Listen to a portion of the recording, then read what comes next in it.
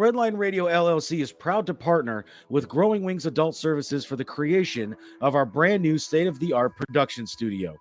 Growing Wings Adult Services has been assisting adults with disabilities in the Northeast Ohio area for the past 5 years. For more information on how Lisa and the team at Growing Wings can assist your family, you can contact Lisa at 234 334 7547 today. Detroit Auto Parts is the official parts store of Red Line Radio LLC. They have 2 convenient locations on the east side. You can call 216-531-7373, or on the west side, call 216-398-7373. Mention Red Line Radio and receive 10% off your purchase. It's the official home and auto parts store of Red Line Radio LLC. If you need any custom t-shirts, banners, stickers, anything like that made, then you reach out to Incredible Keepsakes. As Diane always says, cherished moments are made to last forever. You can reach Incredible Keepsakes at 440-242-9648 or check out their websites at incrediblekeepsakes.com. And don't forget to mention that Redline Radio sent you. For all of our programming information, you can check us out on all social media platforms. You can listen to all of our great programming and live 24-hour music on the Redline Radio LLC app. You can find it on the Google Play Store, but you can also check us out at redlineradiolllc.com, where we are always live.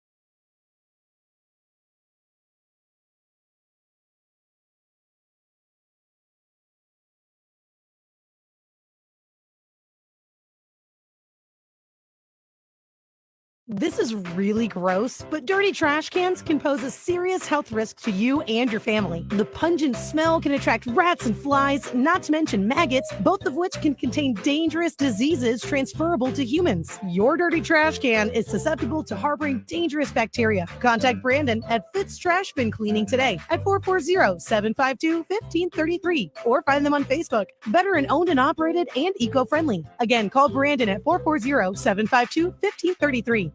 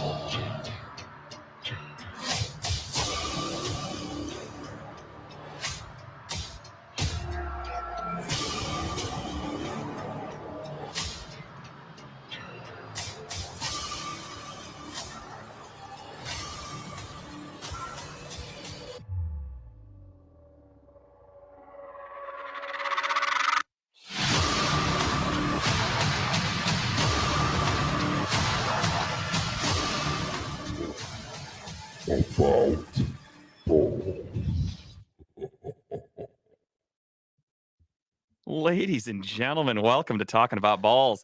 I am Justin George, joined as always by Kyle Price and the ghostly goblin over there, Timbuktu. What's up, boys? Goblin, lots of dick over there. That's why his voice was so deep. Throat action. Dude, that intro gets me like hard. Ready to I love go. it. I think that might be the new Talking About Balls permanent intro, honestly. It's Halloween, but I'll have Dave edit it. Our Dave, not Redline Dave, is great. He was actually just here, Redline Dave, but our friend Dave, I want to give him props right off the rip. He made that intro video for us. He'll never see this, but he did that. He'll never, ever know that we talked about it, but I just want to make myself feel better Sure. to thank him. Absolutely. It was well done. I mean, it's beautiful. I for- love it. Could you imagine if he had some time to do it? Like, what did it look like? He probably threw that together in like 30 minutes. Just about. Yeah, Yeah. it's perfect. It was like I texted him after my first break at work, and before lunch, he sent me the video, and I'm like, sold. Yeah. Done. This is all I needed. What's up, Robert? What's up? All right. Well, let's get right into it. The Browns finally won. It's been long overdue. Holy shit. The crazy thing is, except for the New England game, you've had every game just about this year where you're on the cusp of winning. Yeah. And you've been just heartbroken, just about. You've had the onside recovery, the defensive meltdown against the Jets. You had a defensive meltdown against the Falcons. You had a missed field goal against the, against the Chargers. The Ravens, you had missed field goals, shitty penalties called by the referees, so many different ways to just get screwed out of wins. To finally get one and to win in a dominant fashion, honestly. I mean, the scoreboard, what was the score? 35-13 was the final? Yeah, 34, 35. Yeah, 13. Yeah, Something like that. Yeah. And that score at the end, those touchdowns at the end were just kind of like whatever. That's what I'm saying. Yeah, I was going to say the score really, on paper, when you read the score, seems like the game was even kind of close, even though the score was still, again, 32-13. Sorry.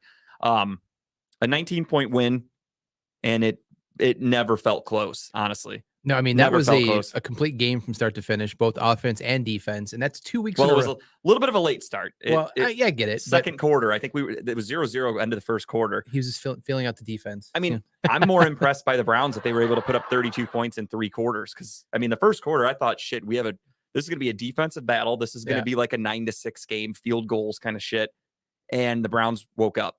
That's 2 weeks in a row that the defense, though, has done what it's supposed to do. It's starting to make me wonder that the defense may have figured itself out a little later in the season than it did last year. Yeah. Because if you remember last year, the first few weeks of the season, what happened, Mike? Mike, we were a little not sober that night. So, yeah. You mean to tell me Mike had a little too much to drink, huh? It was you mixed Halloween trick or treat. You have adult beverages while you're walking around. It's not good. I think I did 4 fireball shots in a row with people who came up and got candy. Like, yeah, I'll do fireball. Okay. I'll do fire. Okay. Okay. I mean, I loved that it was a Monday night game on Halloween night. Yeah. It was exciting. It was really perfect. fun. Yeah. I got nice and drunk myself.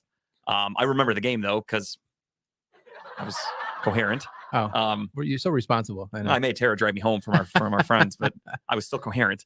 But yeah, the defense. Huge win.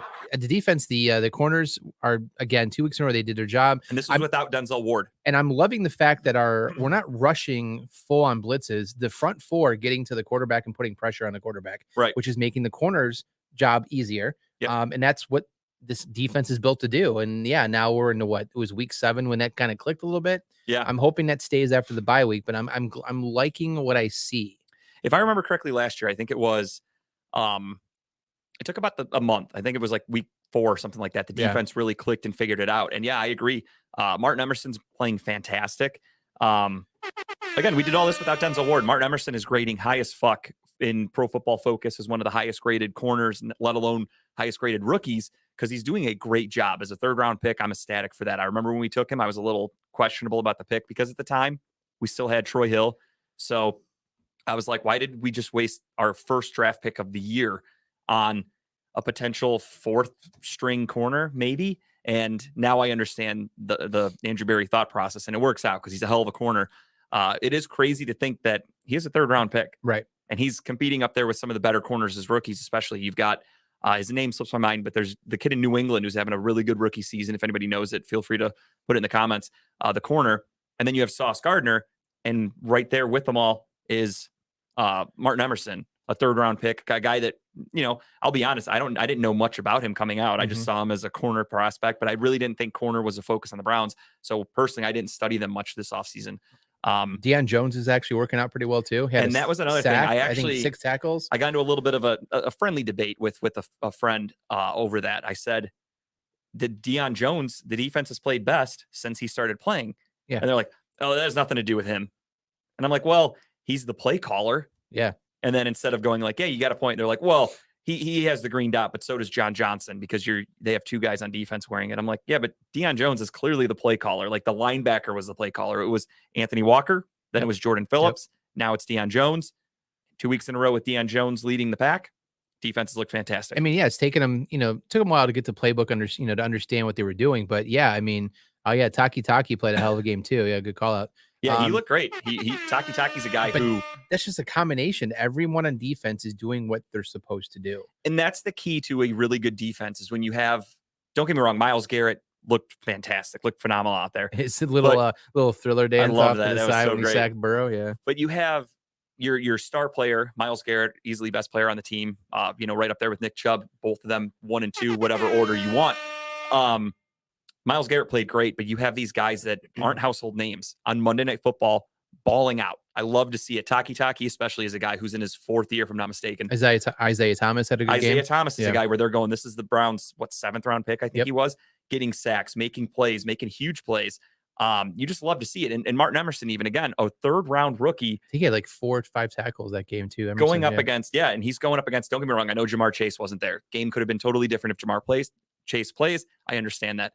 Martin Emerson held his own against T. Higgins and Tyler Boyd, and those are not bad wide receivers. They're not laughable receivers. They're pretty good, especially they're with more Burrow than likely throwing 1s or 2s on any other team in the league. So the fact that he held his own against them, Joe Burrow looked terrible. That offensive line of the Bengals looked like shit.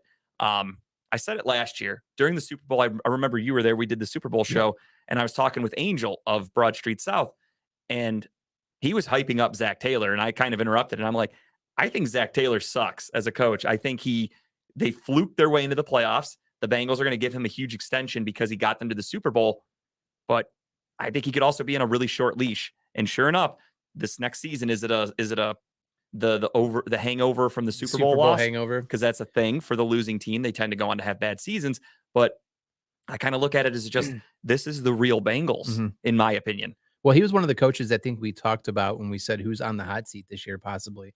And I think people might laugh at it at the beginning of the season, but I think we both agreed that Taylor was going to be on not a hot seat, but a warm seat at least. For me, I would say he's a 2024 hot seat candidate. I think because he took him to the Super Bowl, he's going to get the rest of this year, no matter what. Right. Even if the wheels fall off. I mean, what do they have? 3 wins or something like that this year, give or take. Yeah. Whatever it is. Let's say they end the year like 5-12 or something like that. It's disgusting for them. A Super Bowl team a year ago. Then I think he really does go on the hot seat in that situation. But really, I mean, this is everything I kind of predicted about the Bengals going into the season. They're a pass-happy offense. They do not run the ball. I think Joe Mixon had 10 rushes. For 32 yards. Yeah, had defense. Nothing. I mean, that's a really, really good running back. So I don't know if that's a testament to the Browns defense or if that's more so the shitty run game of Cincinnati. But either way, Cincinnati is a one-dimensional team, and you take away their best weapon because he didn't have Jamar Chase. Yep. That's what you get. That offensive line still sucks. Yeah, there was we had six sacks? Was it 6? I think we had 6 5.5 team, or 6 total. Yeah, that's crazy. I mean, this is everything we all knew was going to happen. The Bengals, quote unquote, upgraded their line in the offseason. That's the upgrade. What was that famous quote the guy said when he got signed to the Bengals?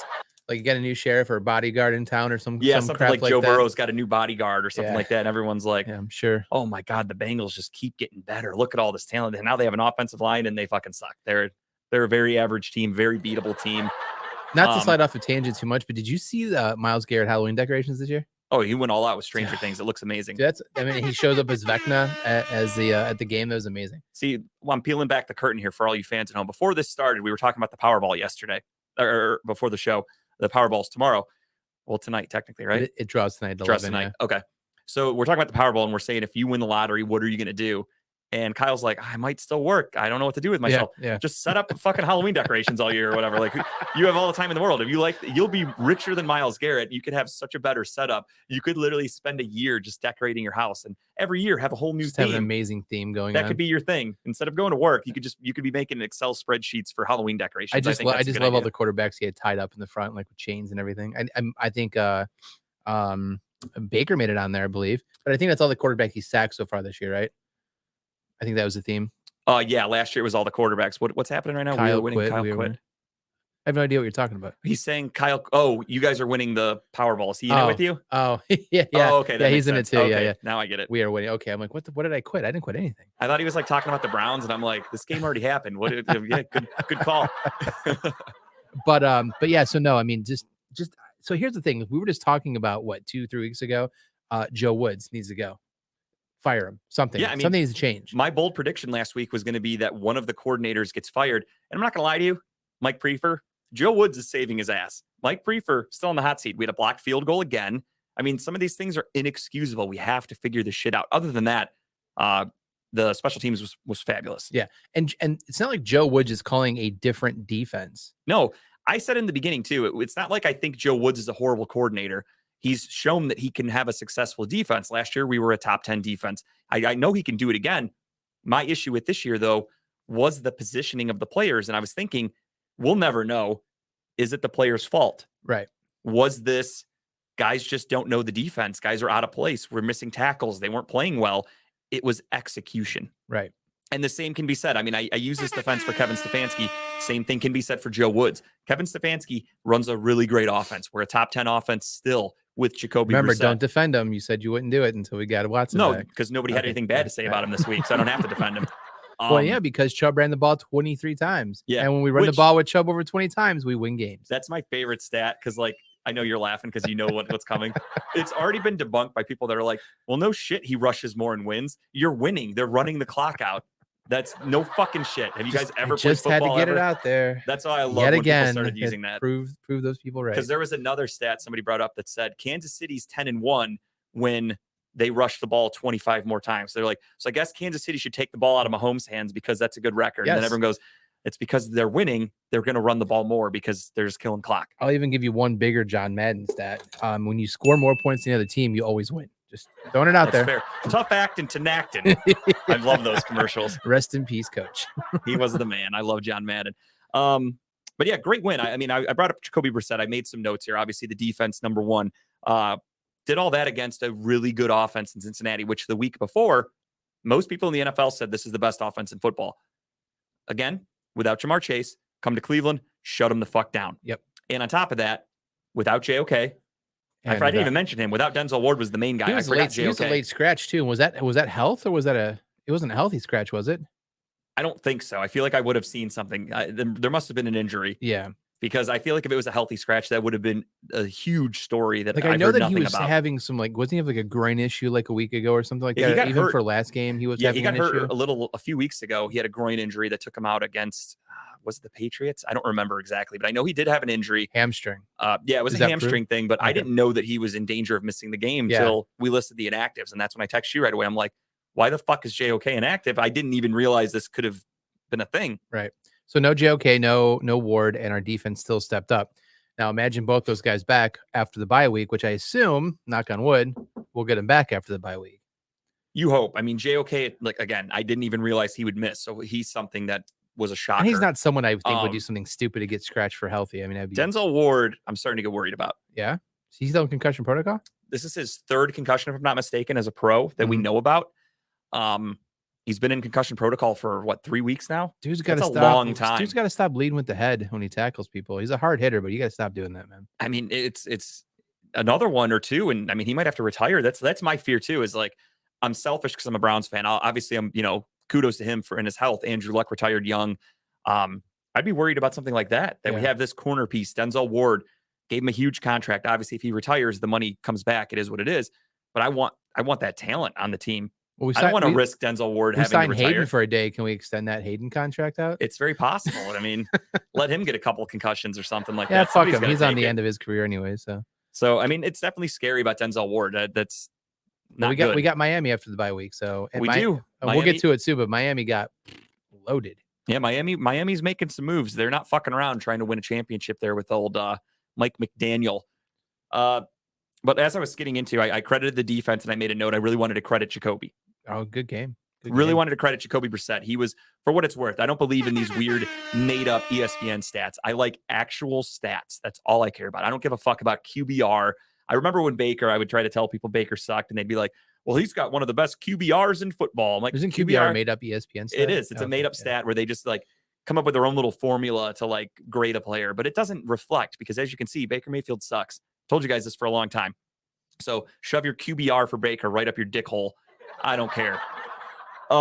With that being said, though, Jacoby Brissett had the highest rated next gen passing game for Monday Night Football. I don't know if it was this season or since they started doing it. I don't remember exactly, but he was like the highest rated next gen quarterback. A made up thing, made up stat. Sure. But cool that Jacoby Brissett won it for a guy who, when we initially got him and when the Watson suspension came out, I said this last week, everybody wanted Jimmy G. They were pissed we got rid of Baker. They still wanted somebody else. Jacoby Brissett sucks. He's a bum. He's leading a top 10 offense, and he's doing it exactly how I said he would have to do it. Going into the season, I told everybody, don't ask for too much out of Jacoby Brissett, and he has exceeded what I thought was possible, honestly. Well, it just goes to show you, and we saw this with Baker, Kevin Stefanski puts you in the right position to make you do good things. Yeah. He doesn't put you in position to fail. He doesn't make you make bad throws. And add that on top of what Jacoby is. He's already a very intelligent quarterback. He's very smart, very tough. He's held onto the thing too. He does get yelled at sometimes. He's probably holding the ball out a little bit too much sometimes. And making some dumb decisions. But he's not making interceptions. He's not throwing interceptions. You know? He is. He's got not as many as you thought. You know, I think he's got 7 touchdowns and 5 interceptions this year. Okay. But he had 3 of them against New England. So I mean, there's more than half of his interceptions. And the other 2, and at least 2 more of those were, one of them at least was in late game. Beginning of the year, I think the second game of the season. 2. He had a late game against the Jets, a late game against the Falcons. Yeah, so 3 against the Patriots. Desperation throws. You're trying to get the ball down the field. I take that back, and he must have 6 because then he had 1 on Monday. Yeah, so those are desperation, trying to get the ball down the field quickly, making mistakes. Right. What happened that I didn't see it exactly, but did he get hit and he fumbled the ball and looked like an interception? What was that? No. So what happened was he wasn't credited for an interception. Really? Yeah, his stat line had no interceptions that night. Interesting. Then maybe he only does have 5 interceptions. It was definitely him trying to throw the ball to Kareem Hunt. They might count it as a fumble because he had 3 guys wrapped around him. But to the naked eye, I mean, that looked like an interception to me. What happened was Kareem Hunt. No interceptions. One touchdown. They gave him a fumble on that. Okay. Yeah. Then I guess he does have 5 interceptions. But he dropped back. Kareem Hunt missed a block, and they swarmed on Jacoby Brissett. He saw Kareem Hunt turn around like a screenplay almost, and he was waiting for the ball. And Jacoby was like, fuck, if I can get him this ball, green grass. So he tries to pull the ball up, and he's got 3 guys around him, and he like gets it, and fucking ball just goes flying forward. Shot put it to the thing. Is that essentially? Okay. I mean, that's why I thought it was an interception. I didn't. Yeah, no, they didn't credit for it. That's what I thought it was too. I just saw the last part of that play, but I didn't watch the replay or anything. So yeah, I didn't even know that. So that's a good catch by you. I would have never looked at the stat sheet. But well, no, I know the interception by Cooper too, but Jacoby Brissett had that turnover. I just thought it was ruled an interception. The Amari Cooper play, terrible. I mean, what the fuck were you thinking, Amari? You know, Stefanski just throws the dice and says, let's go with that one. I mean, in Stefanski's defense, David Bell was wide open. Yeah. That's a walk-in touchdown if Amari Cooper can put a little bit of ass on that ball. If that was Jarvis Landry. Yeah, if that was Jarvis Landry, that's a touchdown. But unfortunately, Jarvis Landry is on another team and not doing anything there either. So Browns fans, again, when I told you guys to move on, you should have listened. This guy right here knows a thing or two. Okay. I won't steer you wrong. Another fun fact, which I'm sure you saw, Jacoby, I think ranked 9 for total passing yards for the year. Yeah, he's ahead of Lamar Jackson, Russell Wilson, Matthew Stafford. 18 or 1900 yards this year. Yeah. Record scratch. I love that. Record scratch. That is interesting.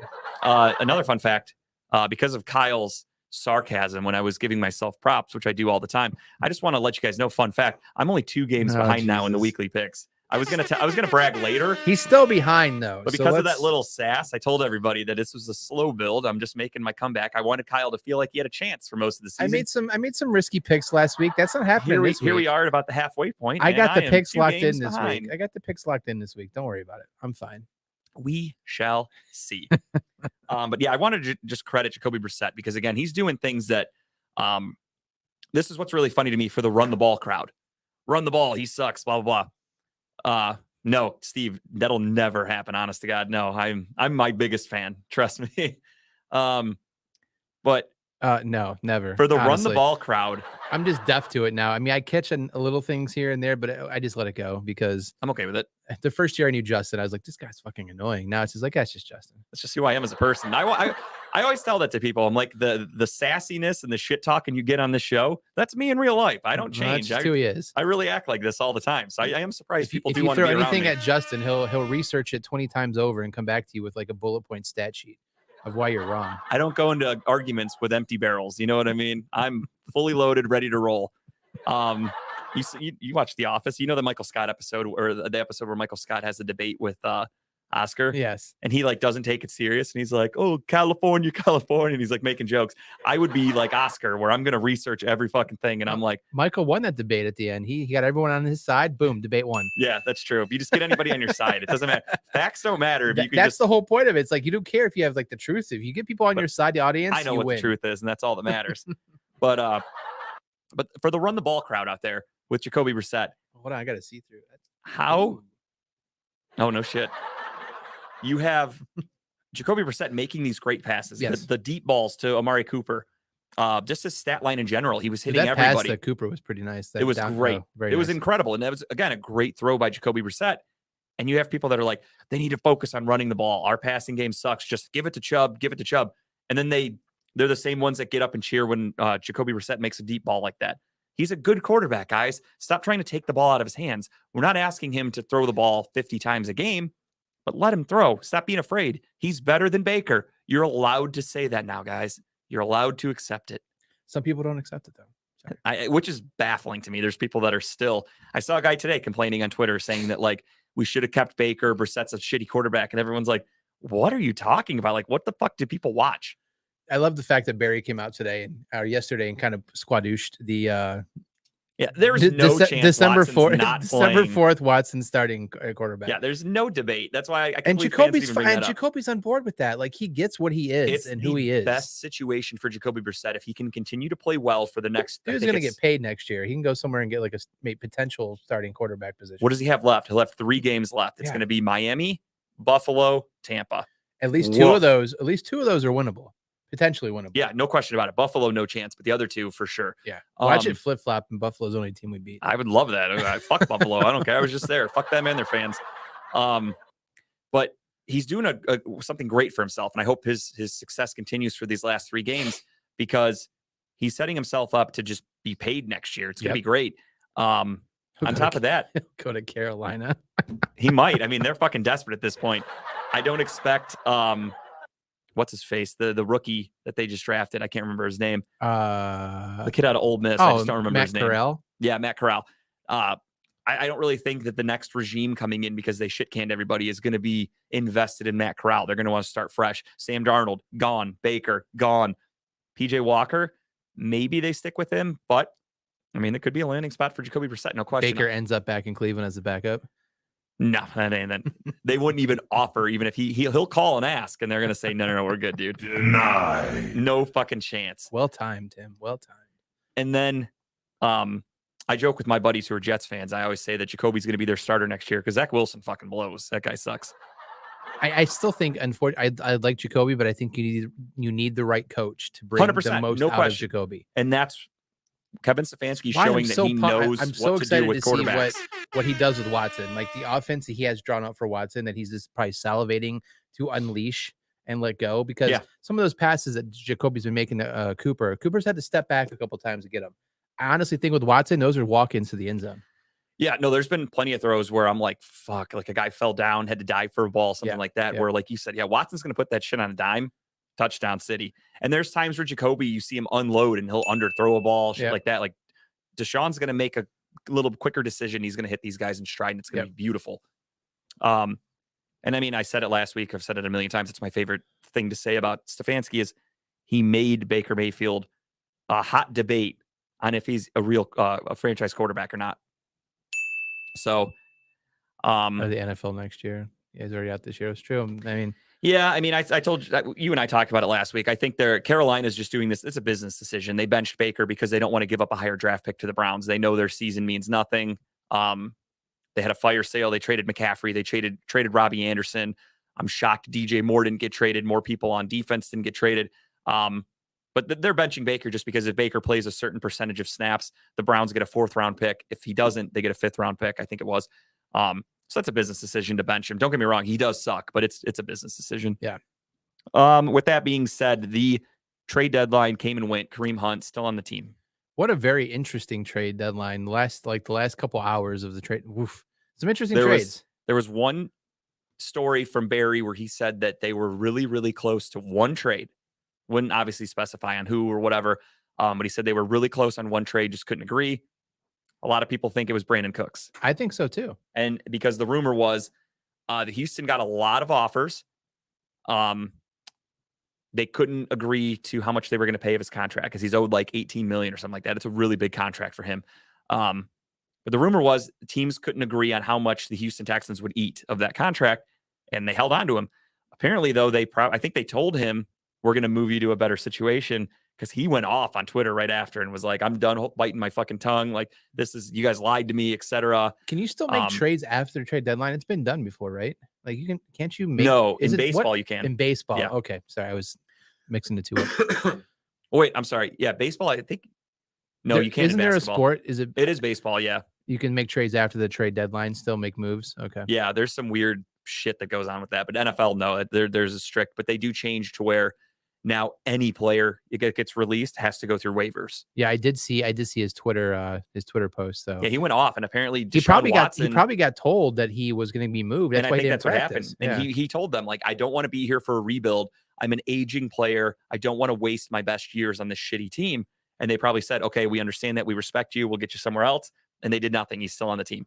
Yeah. So I'm more of Watson. Well, Watson commented about it and doubled down. He stuck up for Brandon Cooks. So that's what makes me really think that he was coming to Cleveland, because Watson probably reached out and Cooks was like, dude, I thought I was coming to play with you. And they were both probably like, what the fuck? Yeah. And they're pissed at the Texans. Another reason to be pissed off at the Texans, right? I guess, right? Except for the NFL. The NFL doesn't care about the Texans and doesn't punish them for anything. That's any team in Houston, by the way. Just true. But nothing done with the Browns. Everybody stayed pat. I'm okay with that. Didn't really think there was anybody flashy out there that we could have used. Some of the guys that did get moved, though, I made a note. TJ Hawkinson traded to the Vikings for a 2nd round pick. Good for him. We needed a tight end because David Njoku's hurt, but not for a 2nd round pick. There's no way Andrew Berry's doing that for TJ Hawkinson. Bradley Chubb traded to Miami for a 1st round pick and a bunch of shit. They have successfully gotten rid of all those 1st round picks now that they traded away for Lance. Yeah. And they turn it into Waddle. They turn it into Chubb and Tyreek Hill.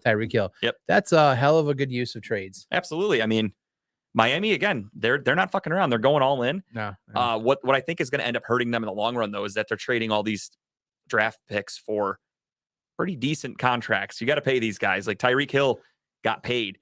Bradley Chubb, the reason he got traded is because he's going to be a free agent and Denver doesn't want to pay him. So he's going to get a huge contract when he next season, assuming, I mean, you gave up a 1st round pick. Miami is going to give him a huge contract. So there's another guy to pay. You have Tua is in year 3 of his 4-year rookie contract with a 5th year extension. If he makes it there, he might die before that. I mean, him and Denzel Ward alone, they might be donating the brain to science way sooner than other people.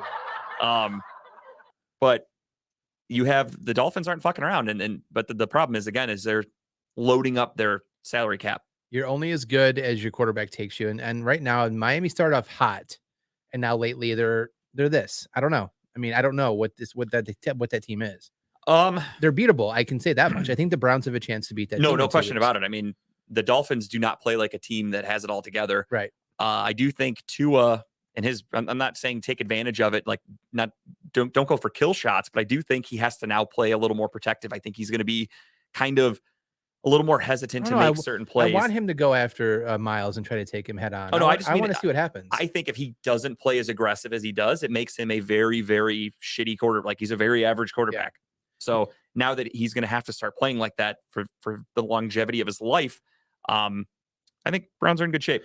Yeah, I like it We'll too. break this game. Well, I'll break this game down next week. I forgot Kyle will not be here. I will be in sunny Vegas having some adult beverages. Are you going to have any of those beverages at the Rusty Spur Saloon by chance? I'm actually going to, you mother. Did you know that Rusty Spur Saloon has been voted Vegas's best dive bar? How do you like that? That was a good one right there. I thought you were going to do it to me. That was amazing. Well, I read mine. Do you know? Oh, I see. I'm sorry. We're going into it right now. I didn't mean it. I mean, naturally. So, yes, I'm not going to be here next week. So I have to make sure I have my neighbors take out my trash cans to make sure the trash goes out next week. But I'm so glad that they're clean. You know how they got those trash cans clean? I called Fitz Trash Bin Cleaning LLC. They came out, they put them on this machine, they sprayed them out, they cleaned everything out, the gunk, the smell, the maggots that were probably in there too. Give them a call today. It's 440-752-1533. 10% off your first cleaning. Trust me, guys, they do a great job. Now, Kyle will be in Vegas next week, and he's going to be on Fremont Street where people zip line above you and fun things like that. And one thing that I'm kind of worried about is that somebody from a zip line could snap, like the line could snap, and they're going to fall right on Kyle. Oh, oof. And then I'll have to call Diane from Incredible Keepsakes to make me some sort of memorial shirt for Kyle. And if you go to Incredible Keepsakes, they have t-shirts, cups, binders, keychains, you name it. Incredible Keepsakes can make it custom for you. As Diane always says, cherished moments are made to last forever. And happy birthday, Diane. And as the circle of life lives on, if Kyle happens to perish in Vegas, we have a birthday as another life continues to go. Happy birthday, Diane. My God, you're just out here swinging for the fences with these damn things. Well, you know, if that zip line breaks, something's going to get damaged. You know who you can call to fix stuff, especially when it comes to repairs or updates around your house or, you know, your store or whatever business you own. It's Wiggins Construction and Home Improvement. They will come out and take care of you. They do bathrooms, kitchens, windows, doors, siding, residential and commercial. Give Will a call today. It's 440-731-7654. Tell them that Team Redline sent you. And RIP Kyle, I guess, because I'm going to have somebody fall on my face next week. I mean, if you don't die from somebody falling off the zip line, there's a chance something bad could happen to you from over drinking. The worst part could be you piss your pants. Hopefully you make it to the toilet, and hopefully Vegas calls Smith's Drain Service LLC to keep those toilets flushing. Smith's Drain Service LLC is your local drain cleaning experts. They specialize in main sewer lines, bathtub and laundry lines, septic lines, kitchen sink lines, floor drains, and downspouts. So much more. Family owned and operated. You can call Smith's Drain Service today at 440-242-8704. So you know what's not in Vegas? I know Rusty Spur's there, but I had amazing lobster mac and cheese last month. We went to Lucy's Shenanigans Seafood and Steakhouse. Was pristine. I even had warmed up the next day. Still tasted just as great. They're located over at Broadview Road in Cleveland. Michelle and the staff at Lucy's are always committed to giving their guests the best experiences. Join them every Friday night for karaoke and, of course, all your hometown sports games. They're going to be probably playing the Cavs games tonight, right? They're open on Wednesdays. Give them a call for 216-675-0013. Now, while Kyle's in Vegas, I'll be hosting the show by myself.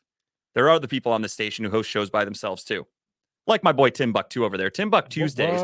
Tuesday night, 6 to 8. You can catch my man Tim. He always has great guests. He's always shooting the shit. He talks about everything. I learned shit that I don't know about. I mean, he had to teach me how to say Spida properly. I said no cat the other day for the first time just to try that out. That was cool. I learned a lot of shit from when I listened to Tim's show. I was listening to him last week. You were talking about we gonna be all right. Kendrick Lamar, right?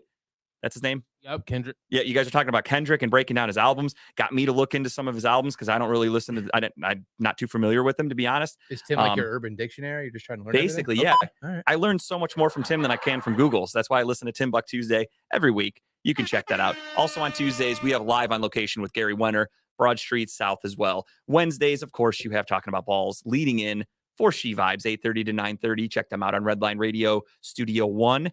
Also at Studio One, you have Lex Vegas. You have Club Pizzle. We have a new show starting there. Who's not on the board yet? I forgot his name. Dub. Dub. That guy Dub is going to be the name of the show. Okay, that guy Dub, and that's going to be Thursdays in the afternoon, right? Like 3 to 4 or something like that. I think it's 3 to 4. 3 to 4. Okay, I couldn't remember the time off the top of my head, but you got a new show coming. You've got Club Pizzle right after Lex Vegas. You've got Broad Street South again on Thursdays, and Money's Crazy Soundtrack. On Fridays, you have Money's Crazy Mind. You have The Grapevine. Sometimes, apparently, as I learned over the weekend, sometimes Grape might not be on. Comedy and Cocktails with Jen at 8:30 to 9:30 on Saturday nights, and TMI from 10 to midnight. 4th and 15 also doing their thing with the sports. Mel and Smooth, check them out for sure. Sundays, you have Kevin and Quan Professional Unprofessionals 3-5, Medium Ratchet 6-7, Steel City Running Lates ending the week talking about that horrible fucking team in Pittsburgh. I mean, they are hot garbage, and I love Steel City Renegades has never been better for me than this year because they are fucking miserable, and I love it. I just listen and laugh. God damn, is it funny? Mondays, Steel City Running Lates might need some of this, just therapy. Monday nights from 7 to 9. That rounds out Redline Radio for the week, but check them out. Everybody's hosting a show. Sometimes people are here, sometimes they're not. That happens. I've always dreamed I want to take a vacation during the week one time. I want to see how that goes. I thought about that. I've never done it, I don't think. Just take a day off. No, I mean I'll go somewhere. I'll make it worth it. I don't want to just not do a show. One of these times you're gonna not catch me off guard with these fucking ad reads. No, I'm really good at that. I plan. That was pretty good. Well timed. When I hear a trigger word, that's how my mind works. When I hear words, my brain just starts like, it's like the scene in The Hangover where the Zach Galifianakis' character is like trying to figure out the blackjack thing. Oh yeah. That's what my mind does when anybody talks. That's pretty much what's going on at any given time. I'm always I hear a word and I'm trying to mix it around. Like, what can I think of that's that with kind of this? happens to me too. Exactly. Yeah. That's just that mindset. That's how I am. The little symbols flying around. I hear a word and I'm like, what could make this funny? Like, what could I say about that? And then when you said Vegas, I'm like, oh, you know what's in Vegas? Here we go. And I didn't even have my sheet ready. That's just how I do it. But yes, happy birthday to Diane from Incredible Keepsakes. Huge sponsor of Redline Radio LLC. She makes beautiful stuff. So check it out. Would my shirt have like the wings on it, like my face and like the wings behind it? I'm hoping to get it like in the 90s in rap videos. I was going to get you airbrushed, like I'm going to get a tall white tee and I'm going to airbrush you. And I don't know the color scheme yet. Maybe I'll do the. I'm going to play Biggie Missing You. Yeah, I got to play Biggie. I'm going to get, obviously I'll be drinking out of a chalice. I'll have probably clouds as the background of the shirt, airbrush clouds. I like that. Real, I like very that. classy. Very classy. Very, very classy. So yeah, we were in the middle of talking about the trades. We got a little sidetracked there, but that's what we do. You have Speaking of, here you go. Speaking of Pittsburgh, they traded away one of their people. Chase Claypool traded to Chicago to give Justin Fields a little bit of an offensive boost. A little bit. It's an interesting move because this means, again, same thing with the Bradley Chubb trade. You traded a second-round pick for Chase Claypool. Tim, quick production note. You could throw up the NFL one picture whenever you get a chance. No rush. Where was I? Second-round pick for Chase Claypool. He's going to want a huge contract. Yep. That's the issue. So now you have Chicago. What's his production numbers this year anyways? Is he even doing anything? The problem, though, with that, look, shitty quarterbacks. Yeah, it's true. Mitch Trubisky, local kid. I wanted him on the Browns at the time because we didn't have a quarterback. So I would have taken anybody at that point. But then you have Kenny Pickett, who fucking blows. We already know that. So his numbers stink, but I think it's because of the whole team. Their offense. Listen to Steel City Running Lates. I learned a lot. They fucking hate Matt Canada, the offensive coordinator for the Steelers. They hate that guy. They blame Canada every week, just like the South Park song.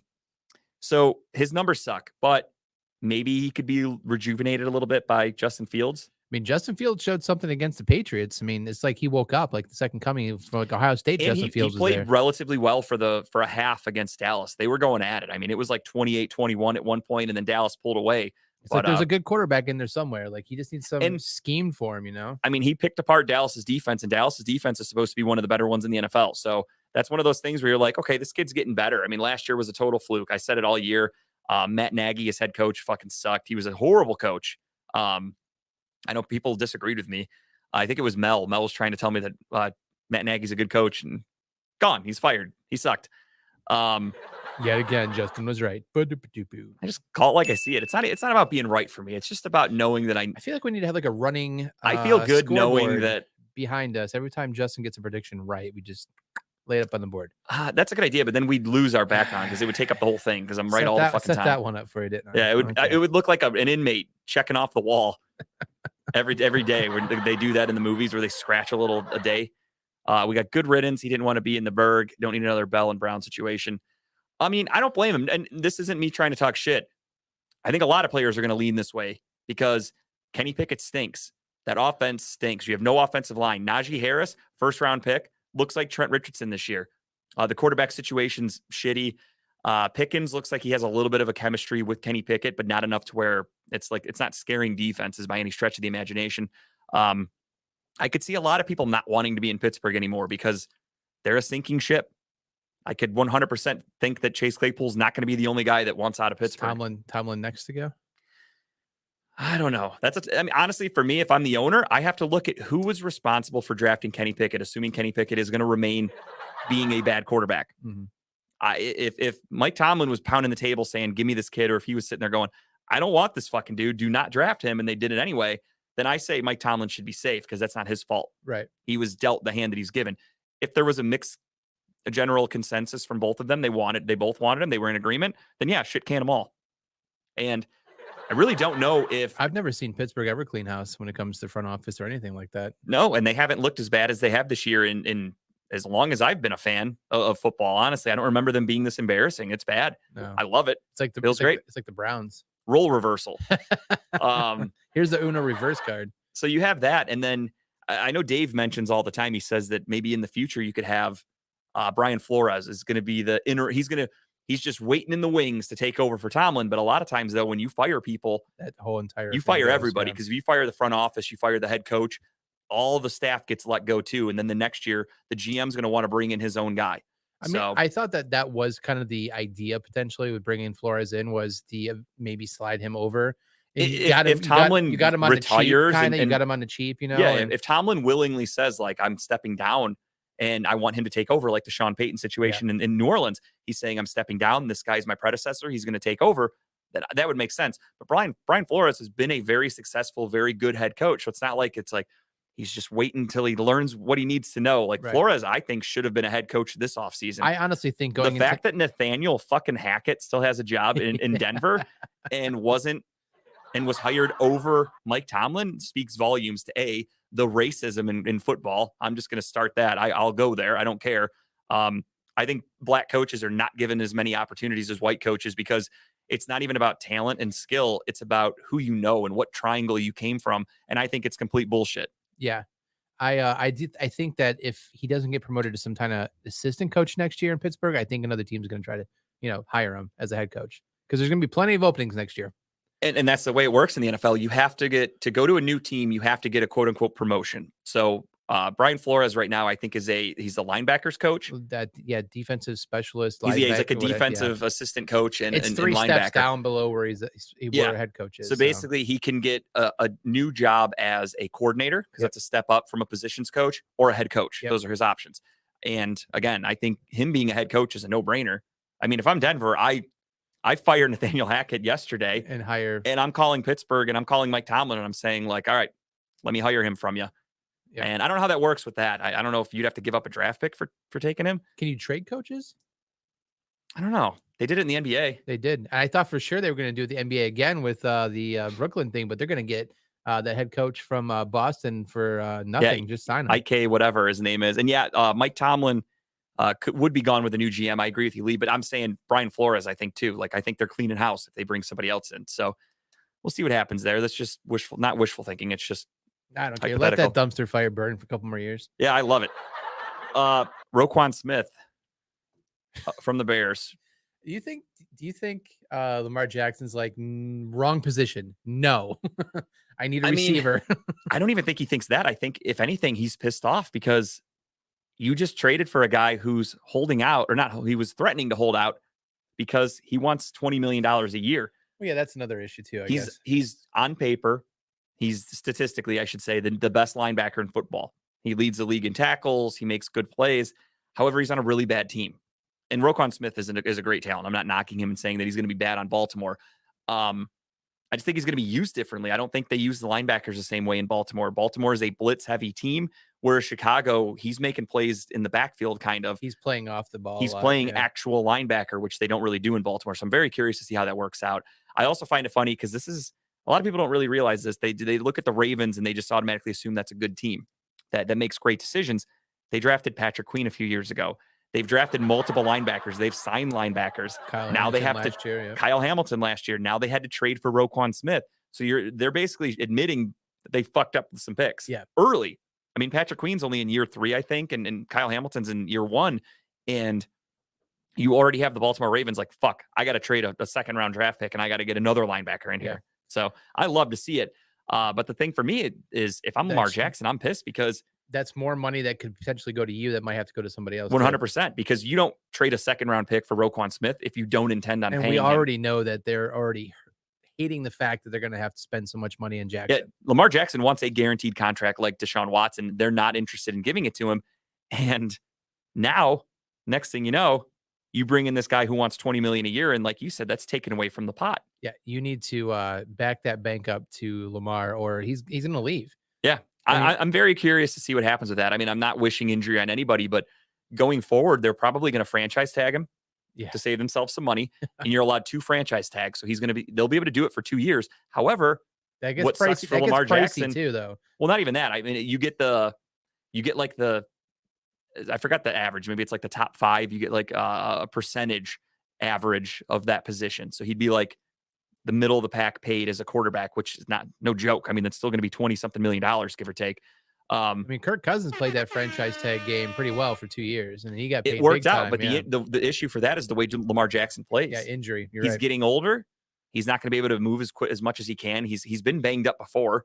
So I'd hate to see the fact that he not holds out, but he does it so well this year. They franchise tag him next year, then he gets hurt. I can almost already foresee, Field Yates from ESPN. Yeah. I could almost foresee his tweet. It's going to be like, oh, Lamar was trying to play for a new contract and now he gets hurt. You hate to see it. He always says he's very sad about things all the time, Field Yates is. So I'm waiting for that post about Lamar. I think it's inevitable at this point. They're going to franchise tag him for 2 years. Maybe that's how they sign Roquan Smith. Maybe they give him a new huge contract. They front load it. And then when it's time for Lamar to actually get paid, they can then, change Roquan's contract a little bit. Teams do that shit all the time. They convert it. Yeah, the salary cap in the NFL is a figment of your imagination. What helps for Lamar Jackson, if he can stay healthy, is if they franchise tag him for 2 years, he's going to get paid pretty handsomely for 2 years. And then every year the salary cap goes up. So he'll be making even more money in 2 years or be able to make more money in 2 years. But again, you're getting older. You're risking injury. You're betting on yourself. It's a bold move, bold strategy, Cotton. And here the Browns sitting pretty right now because they have one team in a division that has to go broke to pay their quarterback. Another one in 2 years that's probably going to have to go broke to pay their quarterback. Yep. And then a team that doesn't know what the hell they're doing. We have Deshaun Watson locked up. We have Myles Garrett locked up. We have Denzel Ward locked up. Nick Chubb locked up. We're in good shape. Cooper's here for what, 3 more years? Off the top of my head, I don't remember his contract. It might be 2 or 3. 2 or 3, okay. I don't remember. Either way, we got a very young team, youngest in the NFL. I think one of the youngest in the NFL, talent-wise, still there. I'm okay with this. I'm good. I mean, I hate saying there's next year, but I'm looking forward to next year in 2024 and 2025. And this just shows you Andrew Berry's process and what he's doing, because you have these guys who it took a little while for them to flash, but you have Martin Emerson, a 3rd-round pick. Yep. 3rd-round picks in the NFL, I think they get 4-year contracts. So you have Martin Emerson for the next 4 years on a rookie deal, cheap rookie deal, because he's a 3rd-round pick.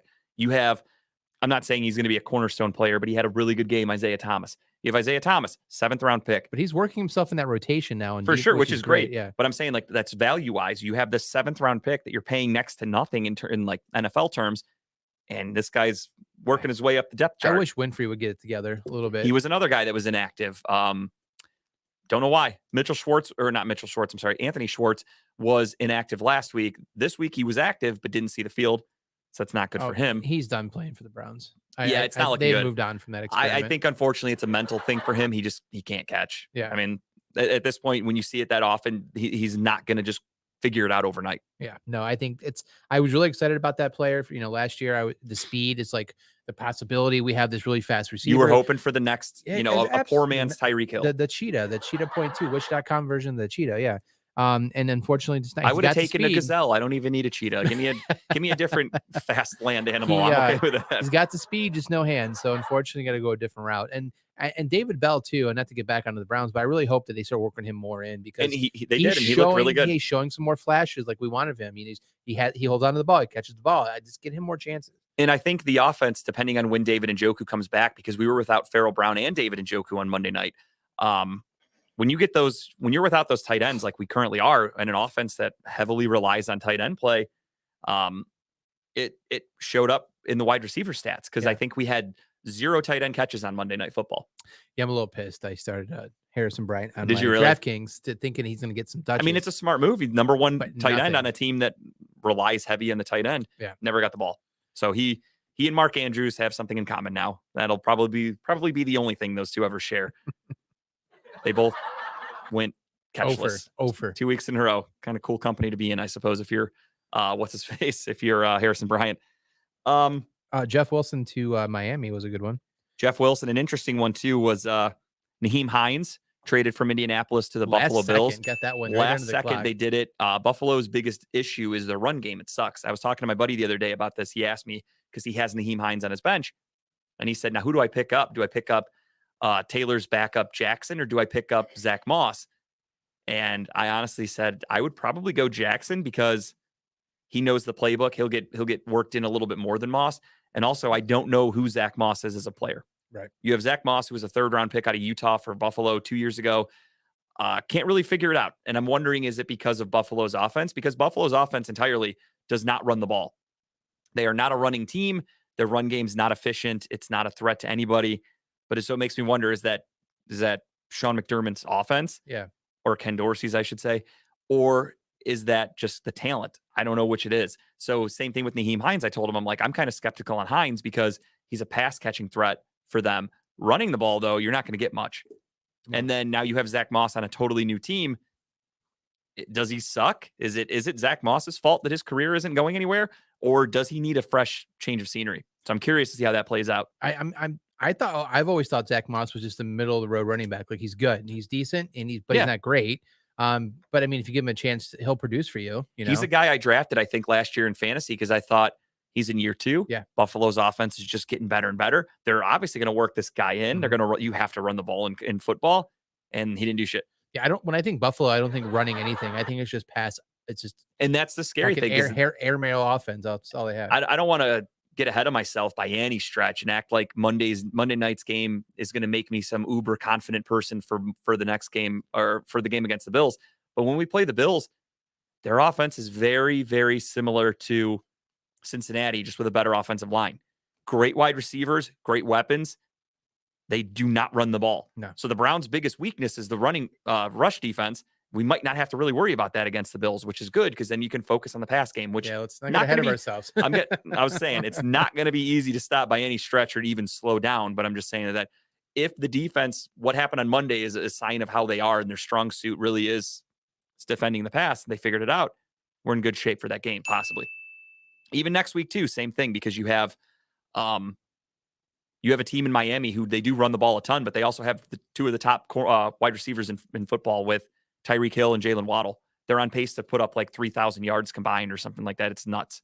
Yeah, I don't know. I think I'm going to call it early, but I'm calling. Fuck it, I'm calling a win. I think we're gonna beat Miami. I'll be in Vegas watching it, so very winnable game. Very winnable game for sure. There's one trade you didn't mention yet. The hilarious trade. I have Calvin Ridley and I have Kadarius Toney still to talk about. I wasn't even worried about the Toney one. That was an interesting one because you have a 1st-round pick who clearly didn't fit in New York. I mean, last year he was a 1st-round wide receiver pick out of Florida. Hardly saw the field for New York. He was constantly, it sounded like a troublemaker, injured a lot. He also, when he got traded, he tweeted out basically that he hasn't been hurt and they've just been not playing him. Yeah. And he's like, oh, all of a sudden I'm starting to feel better now because he got traded. So he hated New York for whatever reason. Everyone hates New York. The other guy wants out too. Which one? The other, there's a guy, not Kenny something. Kenny Galladay. Yeah, he wants out too. I forgot he's there. I would stay there for the money he's fucking making. Oh, he's making a shit ton of money, but he's not getting any chances on the field. The money he's making is why he's not on another team right now. So that's on him. What makes me laugh is the fact that team's decent. Yeah, they're not. I mean, they're figuring some shit out. How can you not find a spot for him on the field? For me, it's Daniel Jones. Daniel Jones is a shitty quarterback. I started him in fantasy one week because I did too. I got the points I needed from him. I had Kirk Cousins and Russell Wilson. Kirk Cousins was on a bye, and of course that's the week Russell Wilson didn't play. So in a pinch, I'm like, fuck, I need Danny Dimes. Brought him in, did a good job, but I think I made like 21 points, but mostly rushing. His legs, yeah, that's exactly it. It's rushing. He runs for touchdowns and gets rushing yards. Where if you're a wide receiver, that's not a team you want to be on because you're not getting the ball. That's why they traded Kadarius Toney to the Kansas City Chiefs. I'm very excited to see him. He is fast. He's elusive. Not as quick as Tyreek Hill, but he's got that kind of skill set. Yeah. And he's going to Kansas City. The rich get richer. As I said with Josh Gordon, when I had friends that when he signed with Kansas City, they were like, does he turn his career around? And I'm like, if you can't turn your offensive, if you're a wide receiver and you can't figure it out in Kansas City, you're not figuring it out anywhere. Right. And I'll die on that hill. So you have Josh Gordon, obviously got cut by Kansas City, never made anything happen with the Chiefs. Poor Josh Gordon. Now you have another troubled wide receiver going there, but a lot younger, and we'll see what happens with that. I'm very excited to see him in their offense. And then Calvin Ridley. I was born a gambling man. He got traded. He even bet on his team against this team. It's funny to me. He bet that the Falcons this is what cost him the year. That the team would beat Jacksonville last year. It's almost like Jacksonville's like, man, we feel bad for that guy so let's bring him in. Hey, I picked him up in the waiver wire yesterday when on my fantasy league, because I have keeper league. So I picked him up and I stashed him on the bench because if I can keep him for cheap, it cost me like a 16th round pick next year to keep him. Or 15th round pick. So fuck it. My one league, you have to draft a guy in order to keep him. Oh, I see. So I didn't bother. I used that roster spot for either DeAndre Hopkins or Deshaun Watson. Nice. I drafted both of them after our allotted.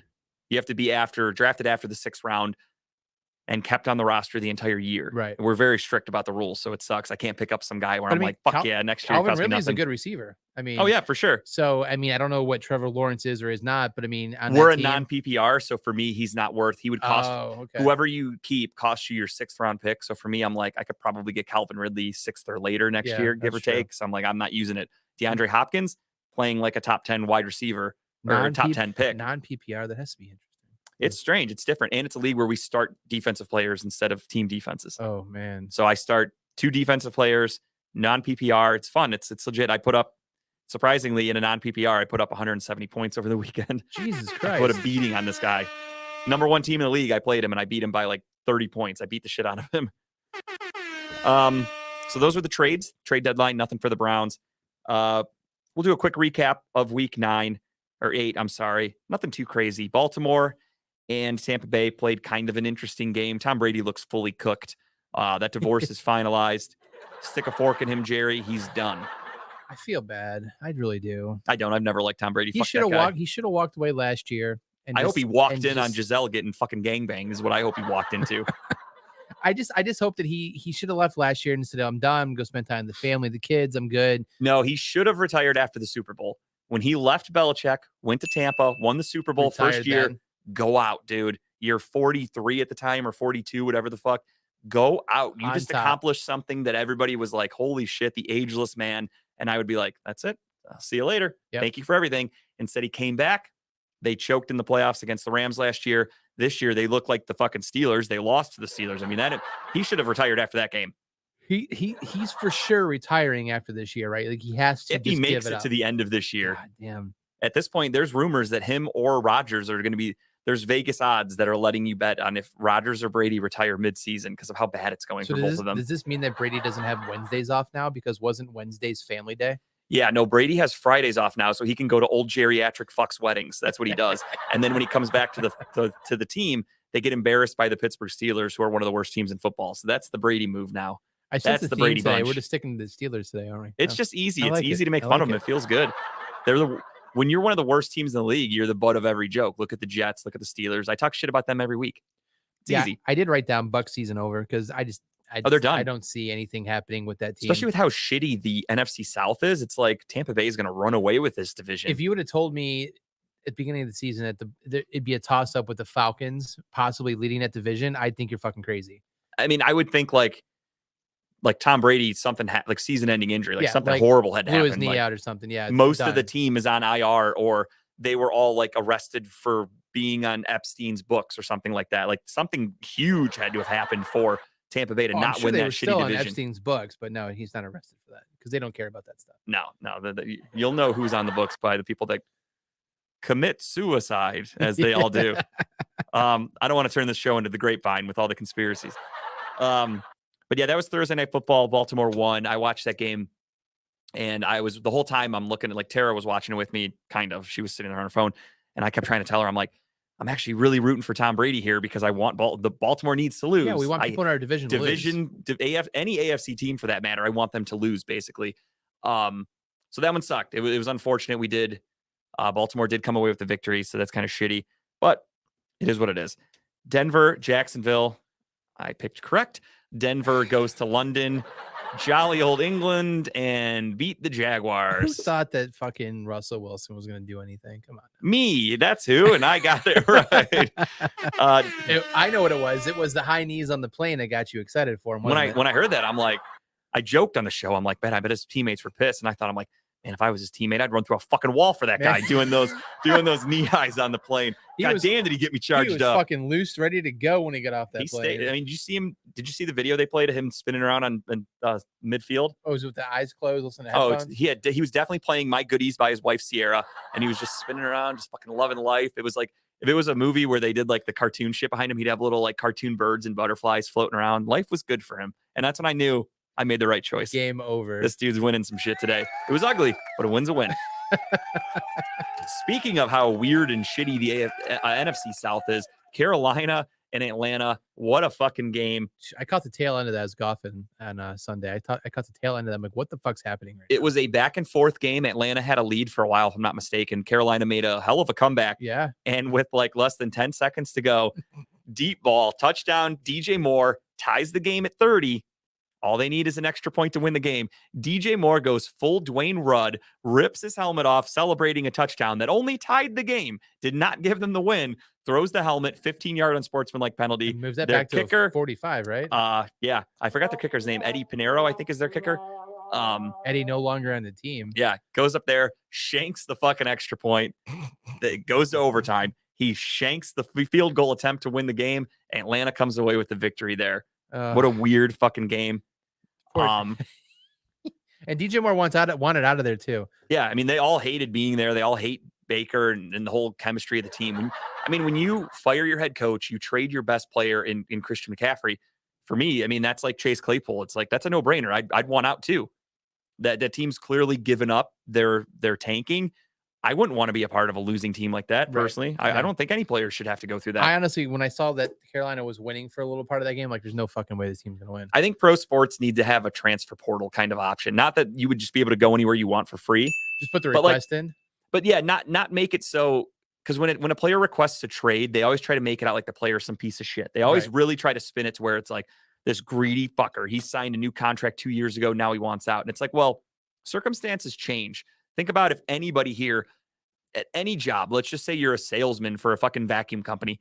If you sign a contract to work for that company for 5 years, 2 years into it, regime change, you have a new boss, you have new coworkers, etc., and they're all pieces of shit. And it's just a horrible environment. Nobody cares about anything. You're not getting raises. You're not getting anything great. You're miserable. Would you not ask to be released from that contract? Or would you just go, I love it here. I'm great. Happy to be here. I got sad about you talking about it. Exactly. And you're not even in it. It's just a hypothetical. Imagine that happening in football. I get it. They're being paid millions, so it's apples to oranges. But at the same time, you're a professional athlete. Your whole life, you've been dedicated to being a pro athlete. No matter how bad a player is on a team, to get to a level of that, like the worst player on any NFL roster is an amazing athlete. And I think most players take it serious. And I think the guys that get pissed off when their team sucks are some of my favorite players. I like guys that don't like losing. And I'd have to think most people in Carolina were really pissed. And then they went out and won. They beat the Buccaneers first game without Christian McCaffrey. So you're like, okay, this team's got a little heart. They get a little Jeff. Then they make this huge comeback against Atlanta, and you're like, holy fuck, PJ Walker, this team does have heart. Dude, that pass he put on Moore was spot on. DJ Moore just takes a shit on the entire organization and fucks everybody. And I imagine he's the most hated person in that locker room for the foreseeable future. Chicago and Dallas, again, that was a good game for a little bit. And then Dallas pulled away 49-29. Miami and Detroit, a nail biter. And like Kyle said, this is why Miami seems very beatable. They've played two very close games. A close one against the Steelers with a lot of dropped turnovers from Tua. And you play a close one against the shitty Detroit Lions, 31-27. Very beatable. Yes. I think. I honestly think the Browns could take this game, no problem. We'll get to that next week. Kyle's going to send in his picks day of or whatever. He'll send them to me and I'll read them off on the show. We'll go back and forth with those. Arizona, Minnesota. Minnesota comes away with the victory, but wasn't easy. 34-26. Arizona tried. Las Vegas, New Orleans. Just so you know, new Call of Duty came out last week. It did. Did you see those the celebrations from Patrick Peterson? No. You didn't see that? I didn't see that, no. So Or is it the one? It's not the one that did the stomp, right? Was that the one you're talking about? No, Oh, he pretended to play video games Oh, no, I as didn't his see that. punishment because of Kyler Murray. Oh, I didn't see that. No. I think he picked him off twice, and he had 2 celebrations, and both were directly at Kyler Murray. He was mimicking playing video games. Yeah. I'd say I had a feeling the Arizona was going to lose that game because of Call of Duty dropping last week. Yeah, no question. And sure shit. One thing that dropped also last weekend should be the coaching staff in Las Vegas. Their ass. That team sucks. They got shut out by New Orleans. This guy just can't get a team to win, can he? I mean, it just shows you, and it's happened for, I'd say, 99% of Bill Belichick disciples. Would that have happened if he came to Cleveland? Because we wanted him. I think we both wanted him, didn't we? Yes and no. I wanted him just because I would have taken him at the time because of all the candidates. He was on my list of guys I wanted. Him and Stefanski. I wanted Stefanski too. But obviously, Josh McDaniels just has more success. He's been a head coach. I really thought second go around, he's going to be better. He's smarter. He learned his mistakes. The fuck he did. He's gotten worse.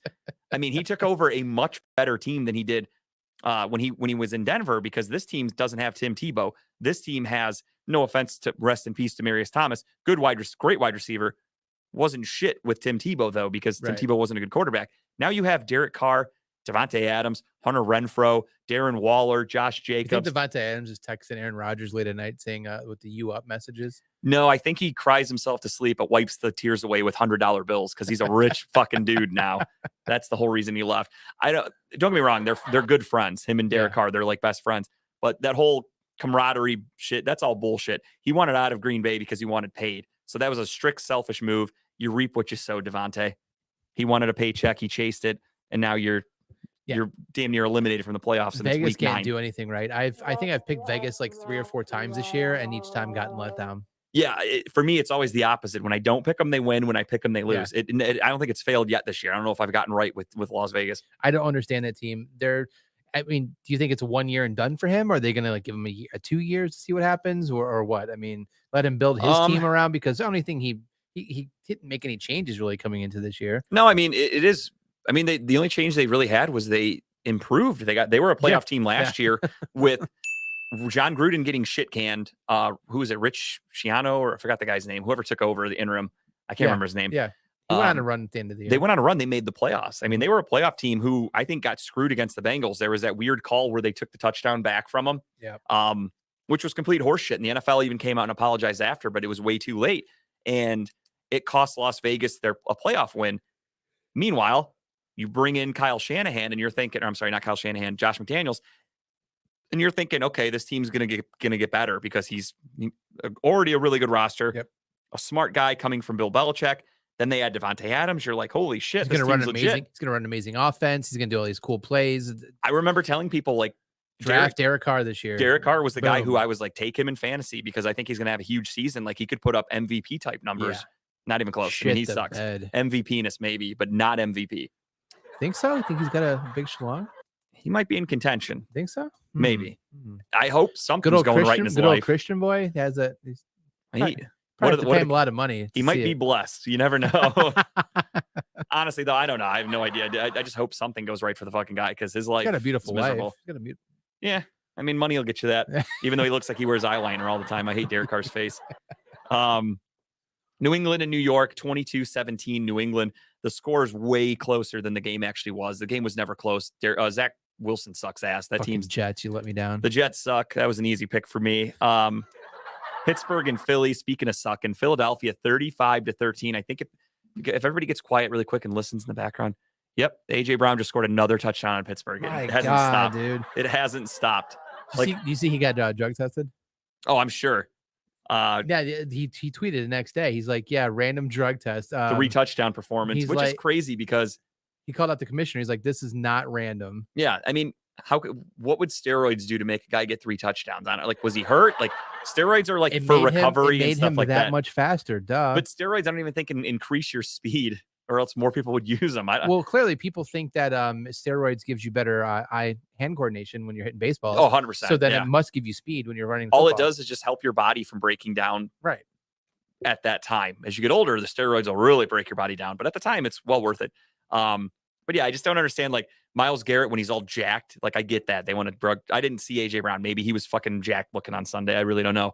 Yeah, 3 touchdowns, I guess. Jack Maybe he beating did. those secondary people on the Steelers team. My God, They suck. The Steelers defense is ass. I loved it though because I started both Hurts and AJ Brown in DraftKings, and that was Honestly, Steeler fans, if any of you are still watching right now, do you rush TJ Watt back or do you say fuck it and let he him? needs to sit out the rest of the I year. saw he was trying to come back to practice like last week, and I was like, shit, he's trying to do some shit. He's going to be back. And they get their asses kicked, and clearly their season, in my opinion, is over. I don't think the Steelers are going anywhere. They're not very good. Do you risk him re-injuring that pec, possibly doing further severe damage to that pec for a lost season? I get it. He's a proud guy. Well, it is a Watt. I don't mean that as a racist thing. I don't mean he's a proud boy. He's a proud guy. Wow. Well, he is a Watt. Watts have pride. They try to, think. Well, not necessarily. JJ Watt misses more games than anybody.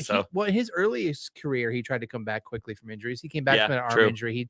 So they have the pride. I part. agree. That's a good take. I like that. Absolutely. I agree. Save him for next year. There's no reason why you bring him in and risk him, being done for his career because his injury is not repairable. I like when he plays, even though he's great and he's defensive player of the year last year. He's a great player.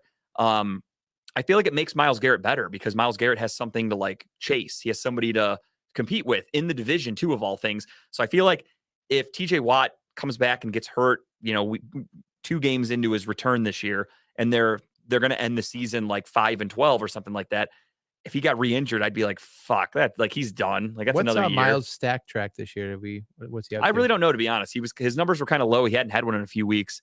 Well, he got one against Bailey Zappi, I think, but I really don't know off the top of my head. If anybody knows out there, let us know. What's Myles Garrett's sack total? Thank you in advance. Extra large. A huge sack. I meant total number of sacks, not the total weight of his sack. I imagine based on how he survived that car accident, he's like Randy Marsh in that episode with the balls, and that was his airbag. They just like poop. Yeah, they just poop, and he just walked out. He's like, all right, I'm good. Tennessee, Houston, kind of a nail biter. What's his face? Derrick Henry goes off for 200 plus, a couple touchdowns. Tennessee wins 17-10. Washington, Indianapolis, another fucking nail biter. 17-16. Washington sneaks away with the victory over Sam Ehlinger and the Colts. I think that team's being sold, or they're looking to be sold. You see, Washington, Snyder, Snyder brought in bankers to look at potential. I think it's being forced to sell is what's happening, but NFL I'm okay with it. Them gone, yeah.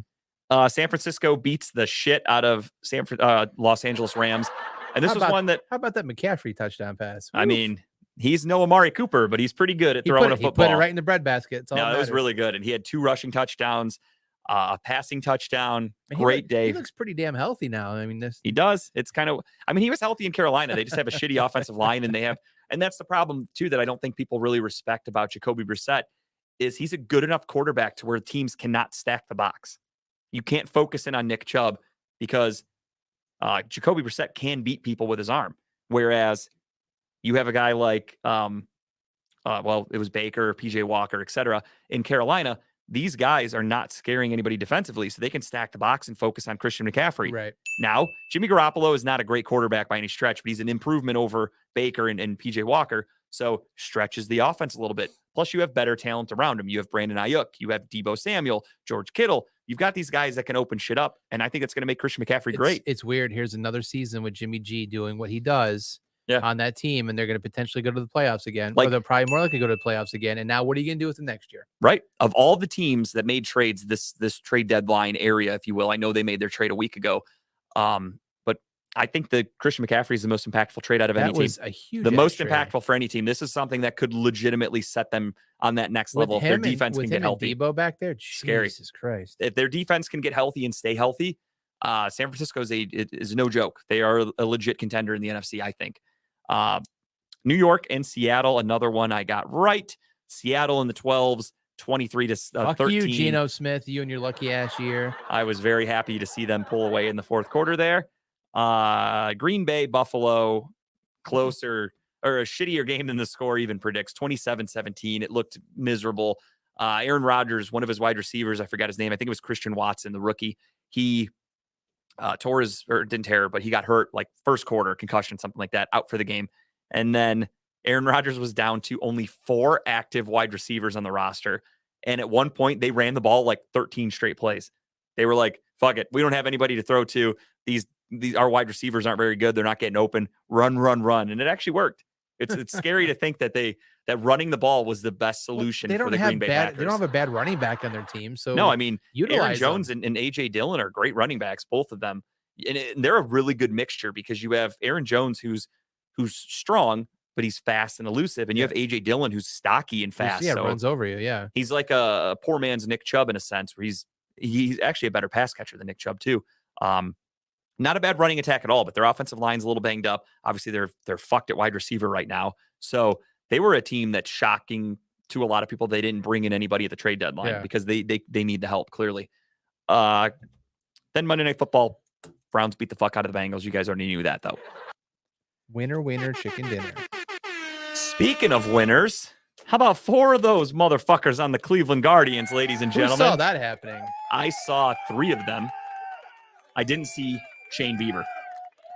Excuse me. So well represented. Way to go, Guardians. Quan and Myles Garrett, or not Myles Garrett, Miles Straw. Sorry, my apologies. I was like, shit, multi-talented Myles Garrett out there getting gold Myles gloves. Garrett's probably a better hitter than Miles Straw, though. So in my defense, defensively though, the Cleveland outfield representing the Golden Gloves.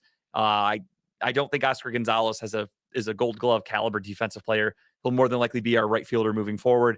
So wouldn't expect a trio next year. That's going to hopefully be our power hitter, so I don't care about his glove. Right, that's what I'm saying. You'll probably never see him on this list, but great list. You have Miles Straw, center field, Gold Glove, Stephen Kwan, left field.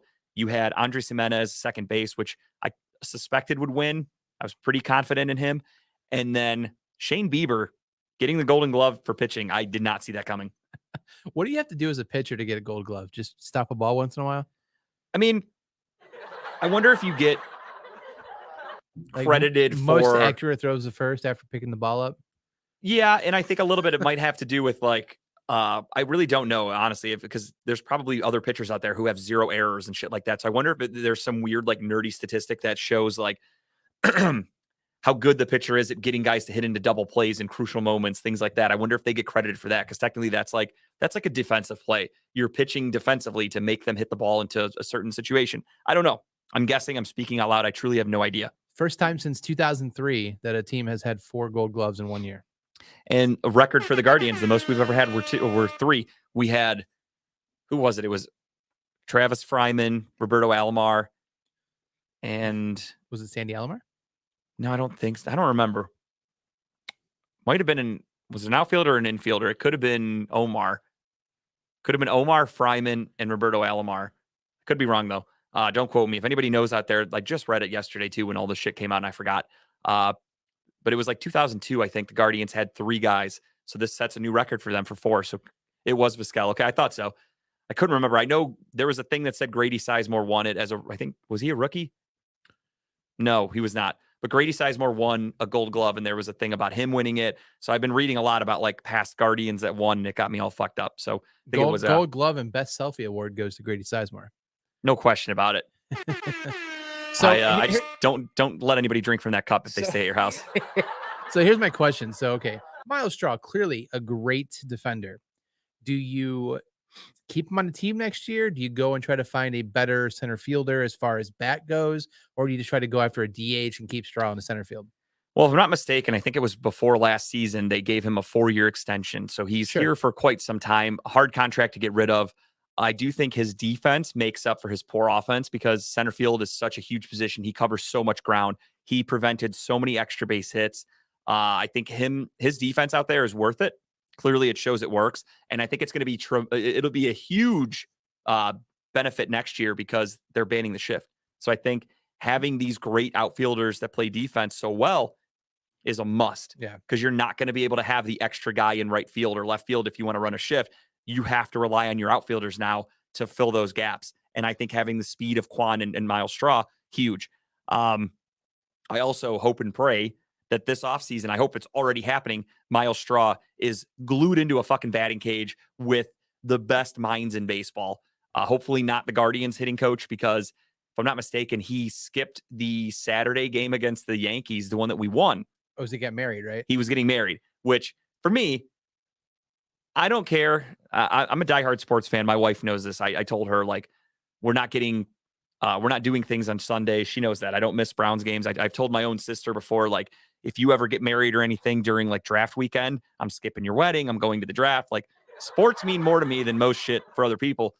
This guy works for a team and sets his wedding for a weekend of the playoffs, which makes me think that you have to book your wedding. Most people do about a year in advance, give or take. They did say it was a COVID rebook though, because right. But even then, he couldn't have said, let's push it back another 2 or 3 weeks because there could be the playoffs happening. For me, that makes me think he had no faith in this team, in a team that he coaches and works for. And he was like, fuck it, do it right there in October. So what do we're I care? Firing the hitting coach.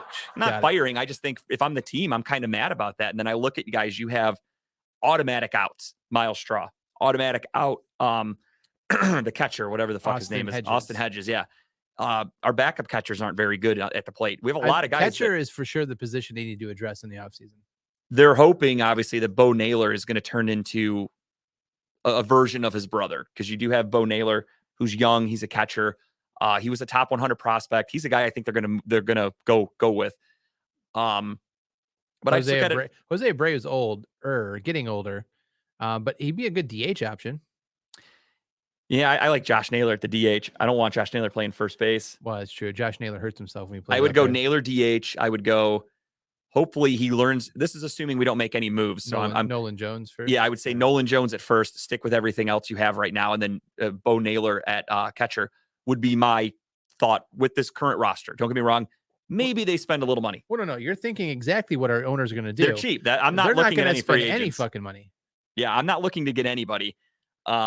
Just because I know this team. And I mean, for sure we need a power hitter, no question about it. They're hoping that the fans now go spend some more money at the games, knowing that they have a playoff team that could potentially go back to the playoffs next year, which why would we doubt that, right? And spend more money in the stadium, make more money. So, yeah, I mean, the sky's the limit for this team. They're young. They're going to be there for a long time. And as I said last week or the week before, whatever, they ran the shift the second fewest times in baseball. So they're already set for next year. They already know what they're doing. I'm pretty excited about that. So that's why I would keep Miles Straw personally. World Series update: 2-1 Phillies. 2-1 Phillies. My God, Philly. Yeah, Adam, I'm with you, man. My wife knows. She tells me that all the time. She's always like, "All right, can we do this on Saturday?" Because she calls me Hitler on Sunday. She's like, "I know you're Hitler on Sundays, and you won't do anything." I'm like, "You damn right I won't." And it's funny because this week she's like, "Don't forget, I'm taking a class." She does hair. She's like, "I'm taking a class on Sunday." And, I'll be gone for most of the day. And I'm like, all right, don't worry. I'm like, I'll be here watching football. The Browns don't play, but I'll be watching it. She's like, what? And I'm like, yeah, they don't play. She's like, wait, I thought they didn't play last Sunday. I'm like, well, they didn't. They played on Monday Night Football. I'm like, this Sunday they don't play because they're off entirely. And she's like, what the fuck? I booked this class because I figured you'd be watching football all day. So we could have done something. I'm like, no, the rest of the NFL plays. So I still have football to watch. She knows her role. She knows her role. Tara. Damn right. She's not yet. I had to get that in before she started watching. She'll chime in the comments like a smart ass. So yeah, it's 2-1. I need Phillies to win the next 4 or 3 or 2 to get your prediction right. The game. If this World Series goes 5 games, I win. Dude. I get that bonus point. We're singing Sonny and Cher. We'll see what happens though. Harper called. He saw something last night. In that picture, he saw it early. I must have seen it earlier in the season too, or whatever. But he told the rest of his teammates what was going on with that pitcher, and they all hit it. They all took him. It was almost like watching the cheating Astros, how they know what pitch is coming, and they were just crushing teams. It was like the opposite. It was kind of fun. I mean, they actually, somebody I think was watching a video today on Twitter, some guy like breaking down how he pitches and how he kicks his leg a certain way, knowing that the next pitch is gonna be like a breaking ball. Yeah, there's a lot of tells to the way he pitches. And that's the home runs were hit off that same pitch the entire night. And he was afraid to throw fastballs to left-handers after he gave up a home run to Kyle Schwarber early in the season. They were talking about a statistic about that, or maybe it was not early in the season, but like not too long ago, he had faced Schwarber gave up a home run on a fastball, and they said after that he would not throw fastballs to left-handers anymore. Jesus. And then when you watch Kyle Schwarber bat yesterday, the at-bat he hit a home run, ironically enough, only change-ups, off-speed shit. He missed a couple, then he just fucking sat on one and crushed it. You see the but it was super predictable, the pitching. Someone did the sound measurements of the Philly Stadium. Oh God. And it was all just even keel, and then when Harper hit that home run and like The jumped way decibel red, level just fucking way red. skyrocketed. And I mean, I don't know. I've never been to a game in Philly for the Eagles or whatever, but I can only imagine how fucking crazy those guys are. They're wild, but they're a disgusting bunch. Philly fans are gross. Like they're just bad people. Most Right. of them. Like Yeah, they were picking on the Mattress King last night. they'll spit on people. Poor Like guy. they're disgusting. Philly fans are gross.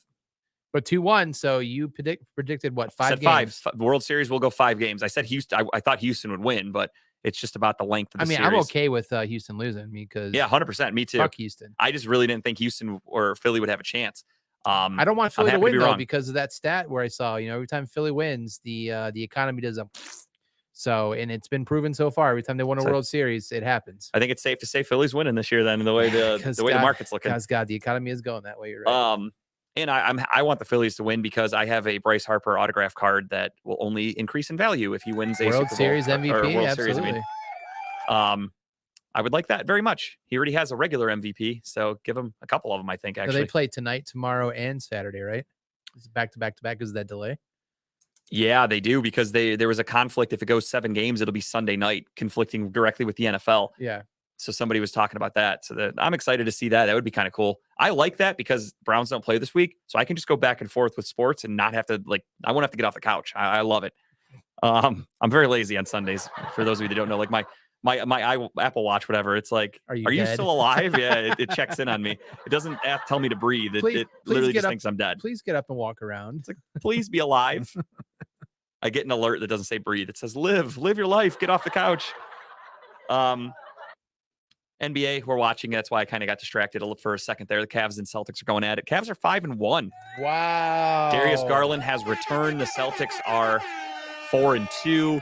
It is currently 43-38 Cavaliers early on, but they're looking really good. Donovan Mitchell legitimately looks like an MVP candidate. Garland is balling, dude. And Garland's going off. I'm looking up and I just keep seeing him hitting threes. The Cavs are playing really, really good defense against Boston, which is That's fucking 3-point encouraging. shooting percentage in the NBA right now. The Cavs. They killed it on Sunday against the Knicks. The 3-pointers were just fucking fall. I mean, it was never a doubt in my mind that they were going to hit these threes when they went up. You could just tell the confidence in the team. They look like the Warriors. You know what I mean? It's just one of those things where I thought they would be. We all thought they would be better this year, but they're just gritty, man. When the way they came back against the Celtics on Friday, I thought for sure That was huge. I thought going for sure going to happen. Like, oh, this game's over. Like, we're just going to give up the roll over. That was a 41-41 game between two teammates that hasn't happened for the Cavaliers since the finals when Kyrie and LeBron went 41-41. You had Donovan Mitchell and Karis LeVert both score 41 points on Friday night, beat the Celtics, huge comeback, overtime win. Just a young team. I love teams that are they're having fun. Yeah. There's no quit in them. They hustle. That's championship chemistry. Like that's what you need. You put all that together. I love these post game interviews with Mitchell. Like this, how the calm, team that's cool, calm, collective he is about stuff. I and how love he it, and talks. I get it. I was very harsh on the Guardians for most of the season, but I love that the Cavaliers remind me of them. They're young. They're just having fun. These are just young kids that they love what they're doing every day. They're so happy to be there, and they're great at what they do. I just wish LeVert wasn't so hot and cold like he is sometimes, because he definitely is very hot and cold. But we knew that when we got him. Yeah. We understood that, and for the price, it cost us fucking nothing. Yeah. I'll happily take a hot or cold Karis LeVert for Ricky Rubio and garbage, and then we get Rubio back. We get He's a Rubio back. downgraded. Go ahead. He's a downgraded J.R. Smith. Absolutely. He can't get as hot Who from can three, but probably understands the scoreboard a little bit more too. like when JR would shoot a three, even if it would miss terribly, I'm still like, fuck yeah, you shoot it, JR. When Karis LeVert shoots threes, I'm kind of like, oh shit, please go in. I'm not as Adam, there's confident. about a 0.01 chance of Notre Dame beating Clemson this weekend. So Yeah, that's well, I would love It's a for bit them of to a win, reach. but that's not going to happen. I wrote that down too. If we have time at the end of the show, because obviously there's no Browns breakdown this year. Another topic I had we might get to is the NCAA playoffs. So we could talk about that possibly. Oh, the playoff, the rankings that came out over the Yeah, weekend. the hose job that Ohio State got again. Fucking Tennessee, get the fuck out of here. I love it. I think it's funny. I mean, Tennessee plays Georgia this weekend, so that's why they did it. It's because it's the first week of the playoff ranking, and you Boom. have 1 versus 3 Saturday. Yeah, there you go. One of them is going to drop. So I didn't even watch it. I just saw people posting, and they were like, Ohio State gets fucked again. Not gonna lie to you, initially I thought, all right, Tennessee got 1, Georgia got 2, Ohio State got moved to 3 because it was a close game on Saturday, kind of against Penn State for a half. So I thought fuck, they really are going to screw Ohio State and move us to 3 so they can have a 1-2 on Saturday. And when I saw 1-3 for Georgia, Tennessee, I was like, okay, kind of didn't see that one coming. I figured they would have boosted it just for this week because 1 versus 2. Ohio State's going to walk into first after this game because there's no way I don't think Georgia loses to Tennessee. I'm sorry. But I could see the committee just putting Georgia back to 1 then. Right. They're pieces of shit. They hate Ohio State. So it is what it is. I've accepted it. We'll see what happens there, but I want to talk about that in a little bit. Steve Nash got fired. Looks like Kevin Durant got his wish. It just took a little longer. What was the quote that he said that they quoted him? He went to the owner and said they just won't respond to me. Yeah, the team hates him clearly. How can you hate Steve Nash though? I mean, as a player, I love Steve Nash. For me, it's the personalities on there. Think about it. You have Kevin Durant. Kevin Durant is one of the thinnest skinned motherfuckers you'll ever see. He's not a piece of shit. He's just a dick. He's fragile minded. I mean, he had to make burner accounts to defend himself on social media. Yeah, that means that's he's a like piece of shit. That's scary behavior when a guy is so self-absorbed that he's making fake accounts to defend himself. That's kind of like, to me, that's like some sort of like mental disorder with the guy.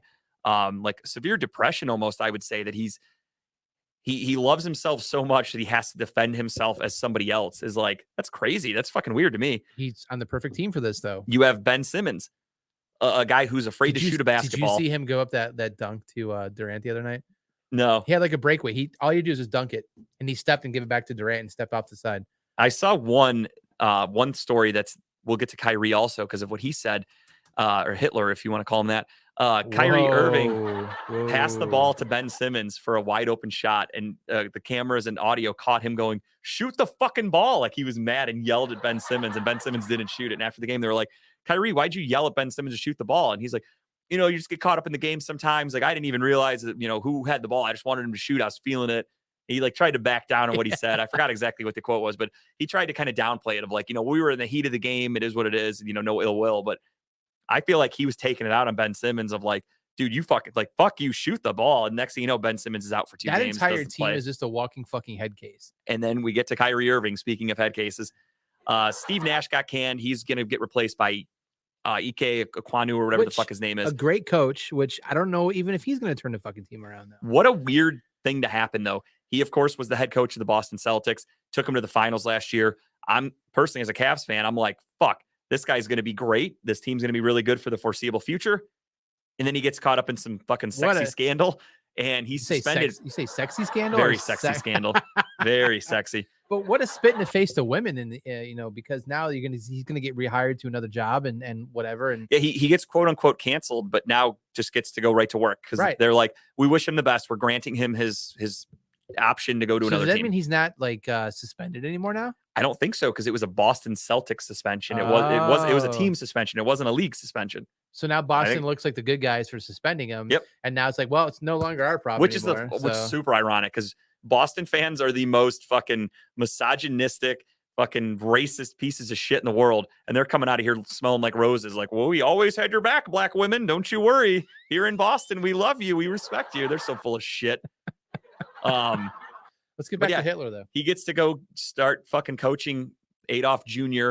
For those of you that don't know, Kyrie Irving, Kanye West has been very outspoken about anti-Semitism and talk about fucking head cases. Gets canceled. Basically, every fucking sponsor, endorser, etc. have dropped him. He is off the Forbes billionaires list because all the money he lost from Reebok or whoever the fuck he was with. And then Kyrie Irving doubles down on all that. Kyrie Irving tweets out a link for a book or a movie. It's one of each. I don't remember which his link was for, if it was for the movie or the book. And it was called H2N. It is Hebrew to Negroes is what it's called. And it is basically I won't say propaganda, but it's just a full of shit story saying basically the Jews are evil. It's very anti-Semitic and saying what they've done to take away from black people in this specific documentary or / book. And he changed his Twitter name. You see that? Yeah, he's changed a lot of things. He goes by a different name now. Funny thing though is I read the article and I looked up the documentary that he talked about, and I was like, man, this is fucking wild. And there were people that have gone on to watch it and gone on to dissect it and fact check it, and it's complete garbage. And Kyrie initially wouldn't say he's sorry, and then he finally came out and apologized and said that he wasn't trying to promote anything. he just looked up his name in Hebrew is, what was it, like Henya or something like that? He searched that on Amazon Prime and that documentary showed up. So he just watched it. I thought his name was Earth Flatter in Hebrew. No, he apologized for that. He okay. took that away. Are you sensing a trend here where Kyrie does something stupid and has to come out and defend himself? So he said that he Googled or searched his name on Amazon Prime. I did that. I typed in his exact name, the Hebrew name, and I'm like, I wonder if it really shows up. Does not. No. You have to specifically look for that H2N movie to find it. He claimed that he just happened to be bored at home. He loves to learn. So he typed his name in on Amazon Prime. That movie popped up. He watched it. End of story. That was it. That was his story. For somebody who loves to learn, he's a fucking idiot. He's one of the dumbest people that's ever been given a platform to speak. The dude can ball. That with a round ball, ironically enough. It's so crazy to me that he could be this ignorant and like, I don't know. He's a weird fucking dude. I don't know what goes on with him mentally, but clearly when he wanted out of Cleveland to go be the man, I hated him. I was mad. Now I'm starting to really like have like, I won't say I feel bad because of the anti-Semitic shit for him going crazy and getting out of Cleveland and then being a dick in Boston and refusing to play and like leaving them. He's done all this weird shit where you're like, all right, he's an asshole, but you kind of feel bad because you're like, maybe there's something psychologically wrong with him that's causing him to like act out and be this way and be hard to be around. And then he does this anti-Semitic shit and refuses to apologize for days. He's just a weird guy. I have no respect for Kyrie Irving. I wish one thing I really wish would happen, and it's not gonna because I'm starting to lose. He moved down a peg in terms of how much I love him. LeBron James. Oh, dead silent on this topic. Yeah, not even saying anything. Dead silent. But when the Suns owner is accused of stuff and things like that go around, LeBron's the first guy to say this is unacceptable for our league. We need to stand up for each other. Get him out of here. Kyrie Irving is spewing anti-Semitic things, and LeBron doesn't say a fucking word. Kyrie would probably be good at disc golf. Actually, that's a good point. He probably would be. Didn't LeBron? He's got those handles too. He could probably do some cool shit. Like he would look like the Harlem Globetrotter of disc golf. Didn't LeBron come out and say something against Kanye West though? Or I'm sorry, is it Ye that they call him now? Yay. Yay. Sorry. See, you don't have to listen to Timbuktu to learn. Sorry, Tim's here to teach you on Wednesdays too, everybody. I apologize. Now, I did not see that. I don't know, to be honest. I thought he did. I thought because I went through his Twitter and I only went through like the last week. Well, no, because I think he was supposed to be on LeBron's show like a month ago. And they recorded the episode. And he didn't air it. And he decided to pull it because of the shit that was said. I guess they talked before the show went on. And they said, yeah, I won't say anything crazy. I'm just going to talk, whatever. And they did it, and they pulled the episode. I'm not even giving LeBron credit for that because I know how TV works. That was the producers at HBO said, probably. We are not airing Kanye. He's toxic. Yeah. So that's exactly what that was. That wasn't LeBron making an executive decision. That was HBO saying, there's no fucking way we're airing this, whether you like it or not, LeBron. Kind of like Jeselnik exactly. last week where he's like, he came to a show. Kanye like, I can't even talk like, about it. I can't even be excited about this because Kanye is the most toxic fucking person on the planet. And they told him, like, don't even post a clip of him saying your name. Yeah, that's why LeBron didn't have that air. But I don't know. I don't know why LeBron's not coming out saying anything right now. It's LeBron's like the spokesperson for the NBA. That's what's really like offensive for me is I'm not Jewish by any stretch, but I'm not religious either in any way. But the fact that LeBron will like pick and choose his battles for defending humans and just it's human decency. Honestly, you know. What Kanye promoted is pure hate. It's anti-Semitism, and I feel bad. I read a lot of books about Auschwitz. I'm. It's going to sound weird. I don't mean it in like a morbid way, but I'm fascinated with Auschwitz. I can't grasp the concept of somebody being so evil and shitty that you could just kill innocent people and not feel anything, and like it's just your job. You're just killing Jews in a death camp. It's fascinating to me. It's terrible, but it's fascinating. I read a lot I actually understanding and knowing history is a very big important part of it. Is like I just finished the show The Patient, the one that Tim recommended weeks back. I watched the finale yesterday, and Steve Carell's character in that is Jewish, and the show is very religion based on like him having faith in Judaism. And it's just weird that all this is going on, and I'm like, fuck, there's anti-Semitism. And for me, I am a very neutral person. I don't care about your color. I don't care about your religion. I am who I am around everybody. Either like it or you don't. I don't care. Like that shit doesn't bother me. If you're Jewish, you're whatever, Muslim, I don't care. None of that shit bothers me. Whatever you do, you. I respect everybody and their decisions. So seeing people be hateful, it just doesn't make sense to me. So Kyrie doing this kind of shit, like, really is just despicable. And I think the NBA should take action. Hey, thanks for the championship, Kyrie, but go fuck yourself. Truthfully. And I mean, the whole NBA should say that too. They should, like, that's, to me, it's despicable what he did. So he can go fuck himself. Kyrie Irving can.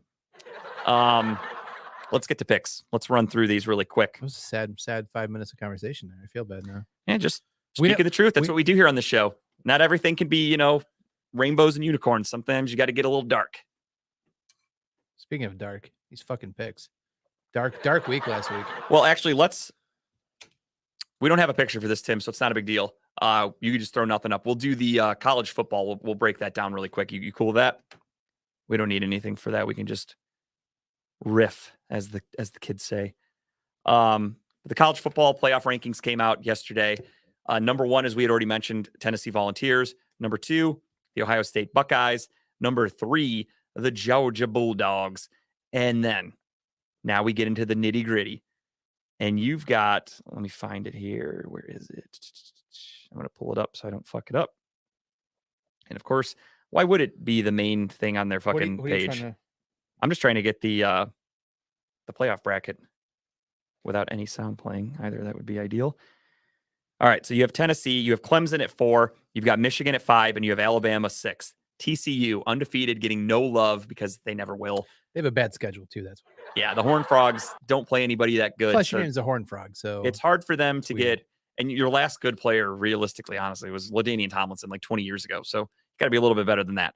But that's the top 6 right now for the playoffs. Again, Alabama 6, 5. I'm sure Alabama Michigan. will cousin screw themselves to the top of that list at some point the rest of the year here. So right, Adam, I said that earlier. I don't know if you were listening. I said I'm really shocked that NCAA did not put Georgia 2, Tennessee 1, or vice versa. Make them 1 and 2, so you have a 1-2 matchup this week. How cool would that be? I mean, don't get me wrong. 1 versus 3. I'm excited as fuck to watch that game. I can't wait. What time's the Georgia and Tennessee game Saturday? Is it a 12 o'clock game, or did they smart and flex it to a night?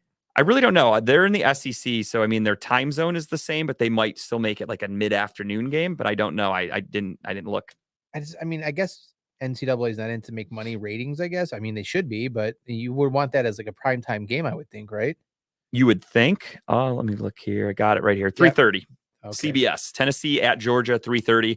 Yeah, TCU just blew out Oklahoma, which good for them. But again, with it being TCU, they're not going to put them over Alabama. They're not going to put them over Michigan. And obviously the top 4, I think everybody there deserves it.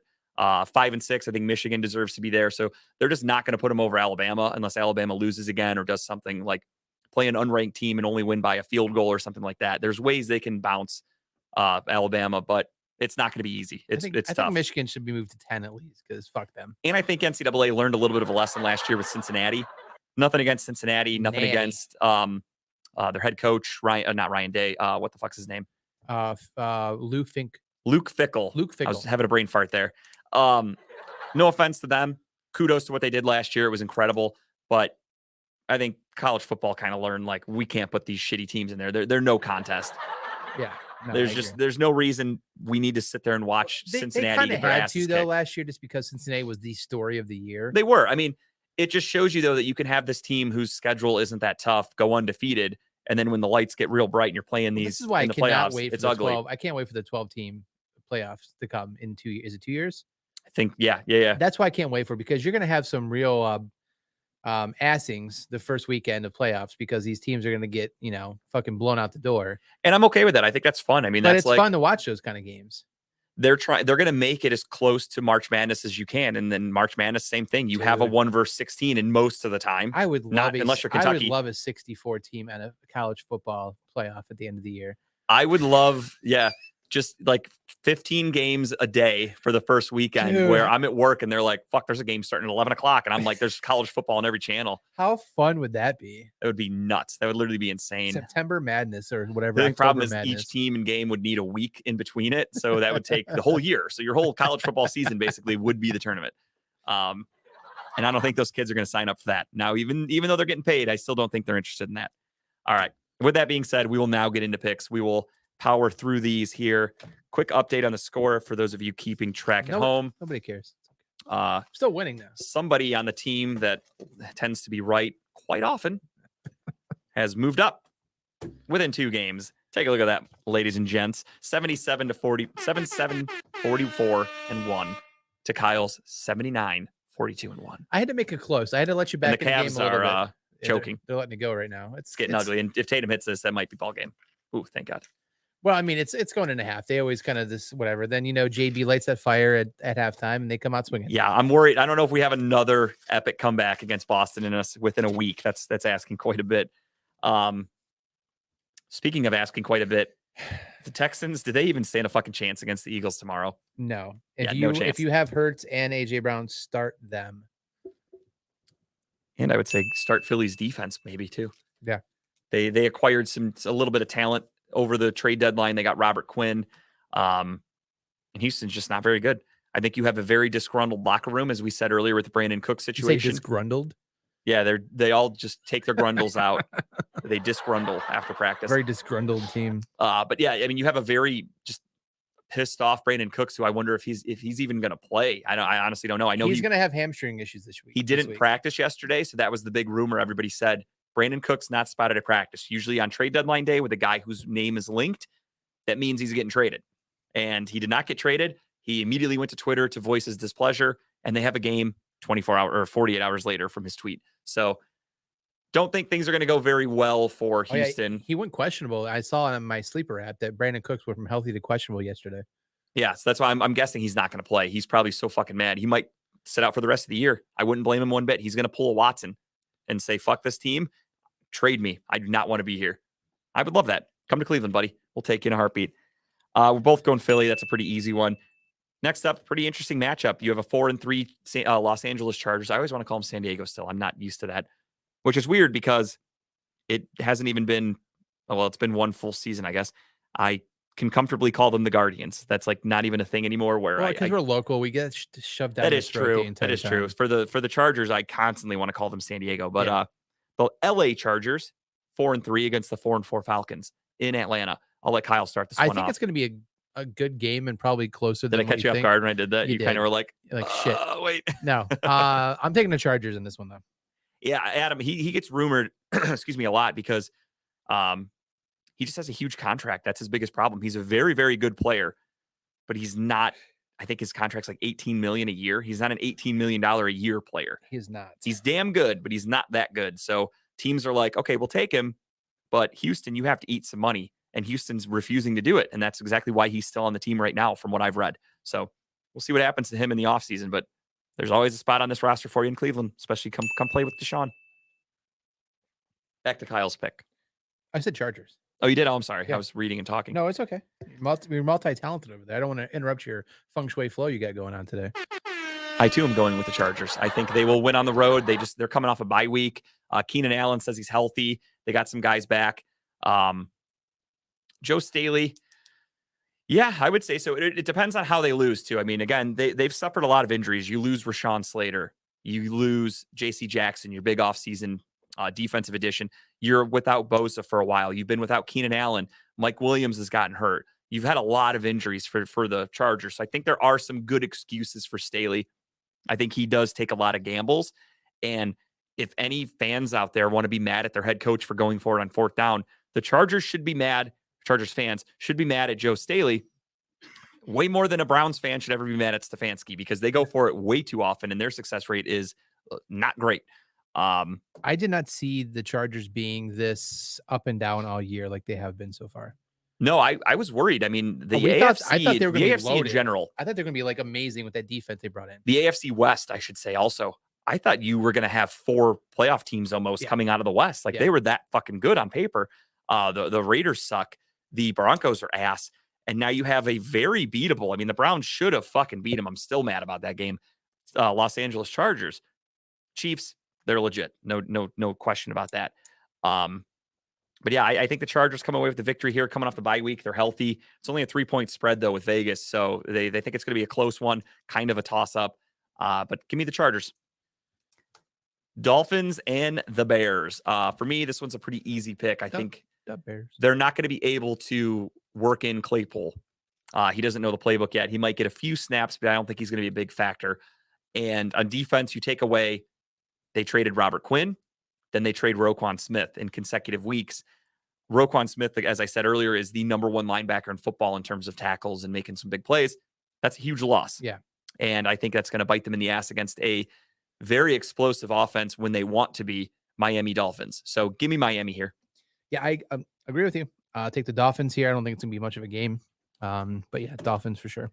Panthers, Bengals, another really easy one. I won't even make Kyle go first here. I think Cincinnati's going to be the consensus.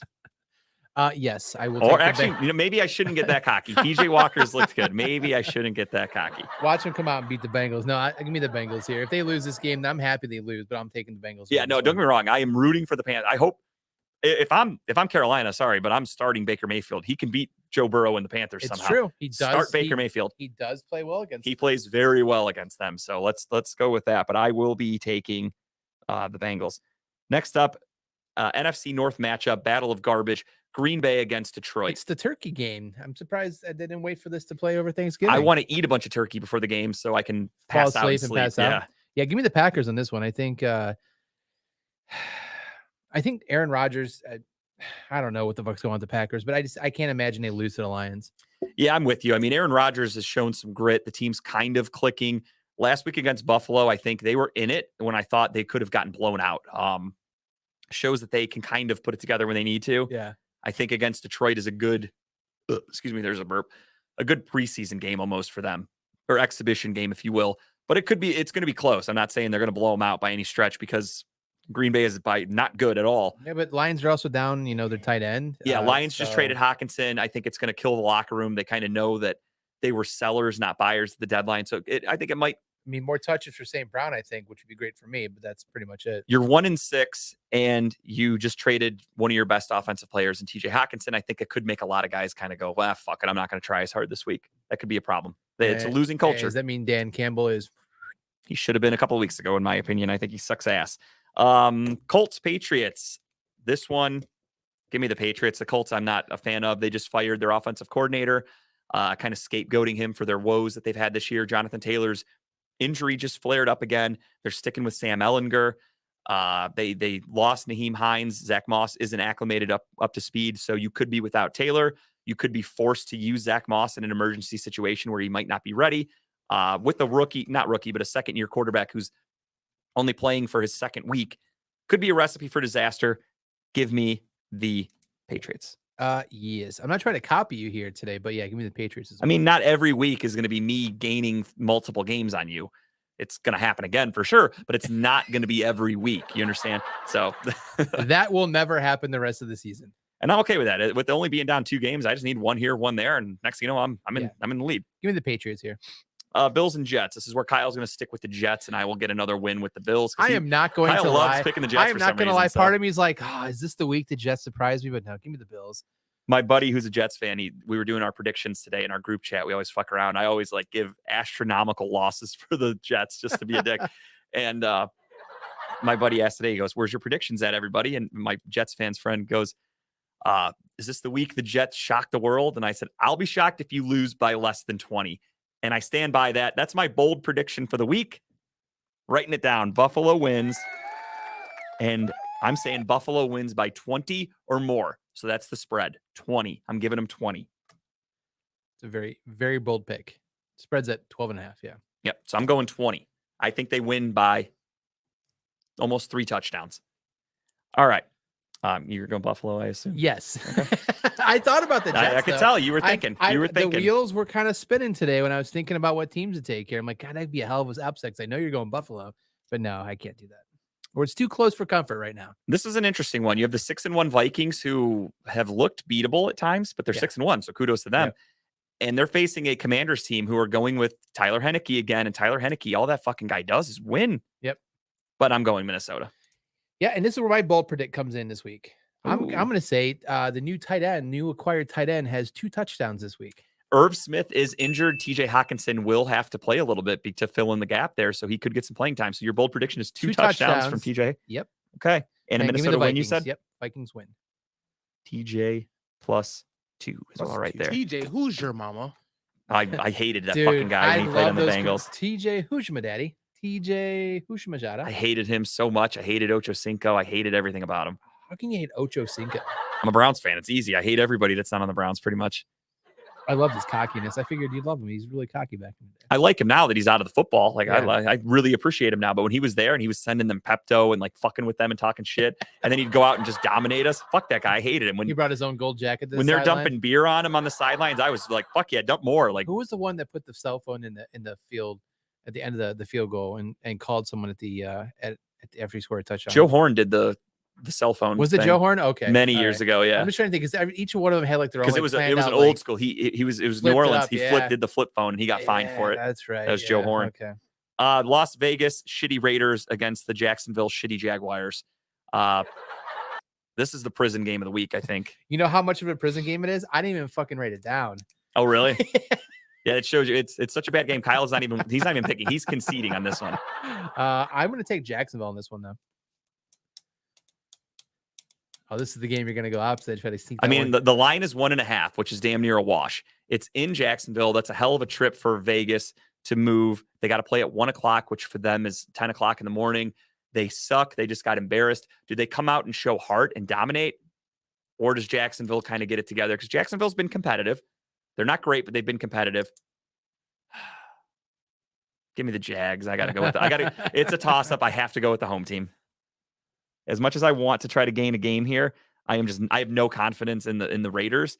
And as I said earlier, if I pick them, they lose. And if I don't pick them, they win. So with Kyle picking Jacksonville, I can't pick them because then they're going to lose. And then I'm going to lose the I was game. wondering why it looked like my. I have to be Oh, strategic. I love that. They are their season is as dead as John Madden. So Oh. actually, John Madden has more life in him than that fucking Raiders team. John Madden could have scored a point last week, and the Raiders are alive, and they couldn't do it. R.I.P. Coach. RIP. That's 2 Madden shout-outs in this episode, ladies and gentlemen. You don't get that anywhere else. No. You only get that at Talking About Balls.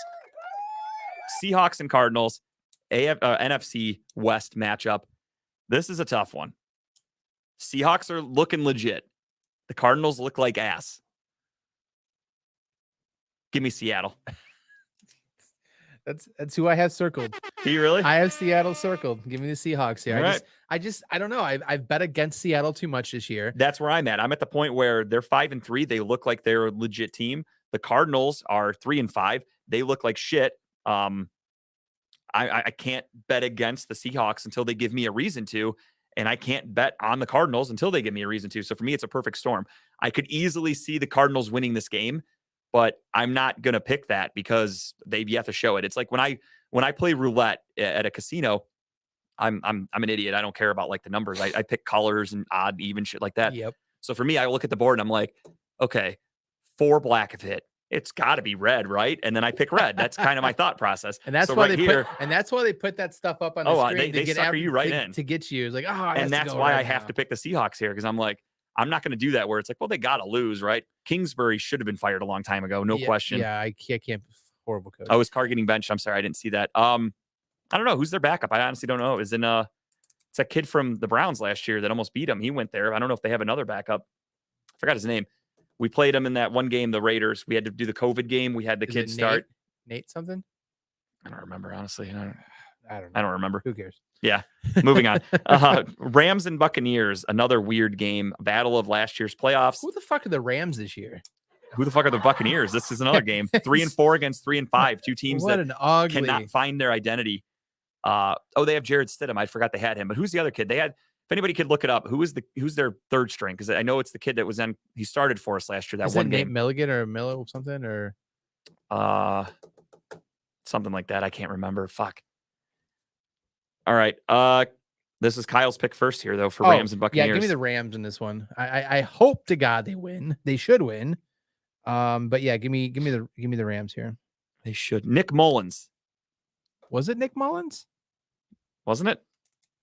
That started for us last year. Look that up really quick if you don't mind. According to the ESPN, they don't have somebody past Statham. Give me the Bucks. Is that a new thing? The little The record scratch. I like Yeah. it. I like that. That's because I picked the Bucks. He was like, well, hold up. Whoop, whoop. Did a little fucking Beastie Boys thing there. I love that. You're going Rams. I'm going Buccaneers. So we have another different game. Yeah, they're not even calling out the third string. I don't think they even have one right now. Okay, I thought maybe he's on the practice squad or something. I thought they signed him. Maybe it was Mullins, yeah. But yeah, so give me the Rams. You're taking a buck, so there's one difference right there. 2. I have. No, Oh, I didn't. no, we picked the same all the way up to this point. Oh, I thought you took the Cardinals. My bad. Okay, No. I have it written down right. Okay, so yeah, there's our first difference. This is where I gain a game here. Next up, we have a pretty easy one, I think, at least. Kansas City hosting the Titans. Kansas City's a 12.5 point favorite. I'm going to follow Vegas and stick with them. Yeah, I'm taking the Chiefs, right? Chiefs Titans. Yeah, Chiefs taking the Titans. Chiefs. Yeah. KC for both of us. Monday Night Football. Interesting one. Nick Mullins on the Vikings, by the way. Is he? Okay. Next up, Monday Night Football, you have the Ravens going to New Orleans. New Orleans coming off a 24-0 shutout over the Raiders, who stink. The Ravens coming off a tough win. Their Mark Andrews is banged up. They got a lot of injuries. I think Rashad Bateman left the game.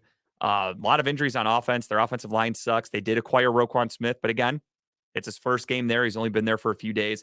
How acclimated with everybody is he going to be and with the playbook? New Orleans, on the other hand, has a really good defense. Do they find out a way to shut down Lamar Jackson and come away with this win? No. Give me the Ravens. I think the Ravens win this one. Oh, here it comes. Here it comes. Well, this is me making a pick with my heart because I want the Ravens to lose so fucking bad. So I really want to pick the Saints. But I can't do it. I've been very down on the Saints, and I'm pissed that they screwed me on that Raiders game. So give me the Baltimore Ravens. And part of me hopes that me picking them is going to curse them to lose. That is a true JG tradition. Reverse psychology with my picks for Baltimore Ravens, who will never see this show, who will have no idea that I did this, but I'm in their fucking heads. Oh, Lamar watches the show all the time.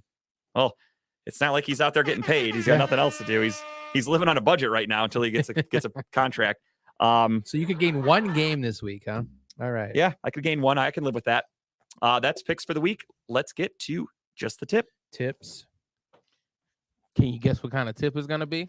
I think you are going to do a Broadway musical. Am I in the ballpark? Nailed it. I fucking know Tim like the back of my hand. I actually now want to see you in a Broadway musical, Tim. So let's make that happen. Well, this Broadway musical is going to be called Funny Business. Yes, Oh, it okay. is. And yeah, okay, so it was Nick Mullins last. Sorry, I just looked it up. Is it?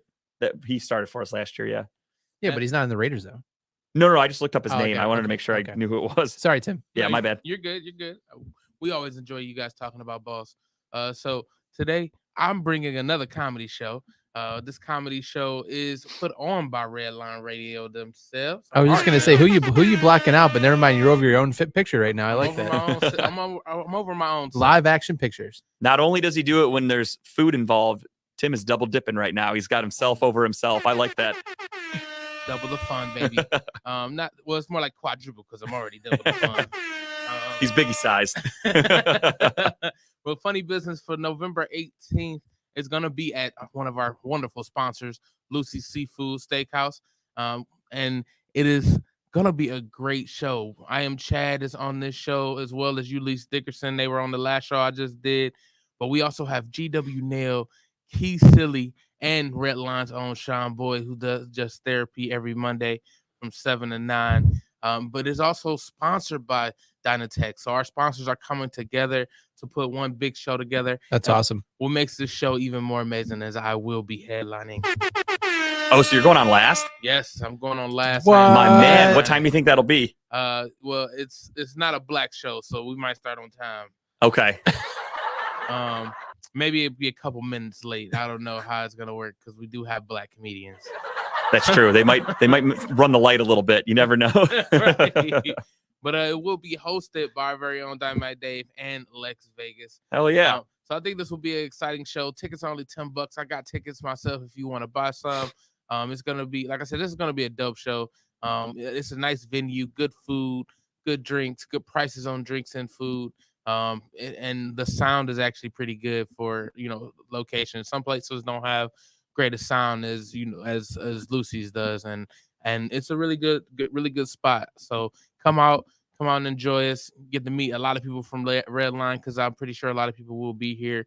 Hopefully you guys will be here.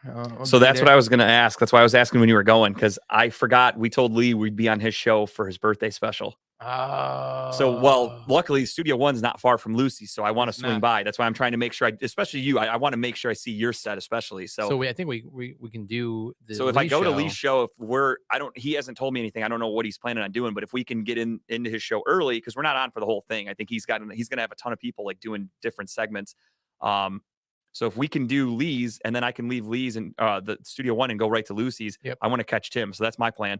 And since I work with Redline, I get in for free. Obviously, I'm on the list, Dave. Right. You know that. Write that down now. So I'm strolling in at some point. Yeah. And we might even show up on Lee's. It is his birthday, so we would definitely like to show Lee some love.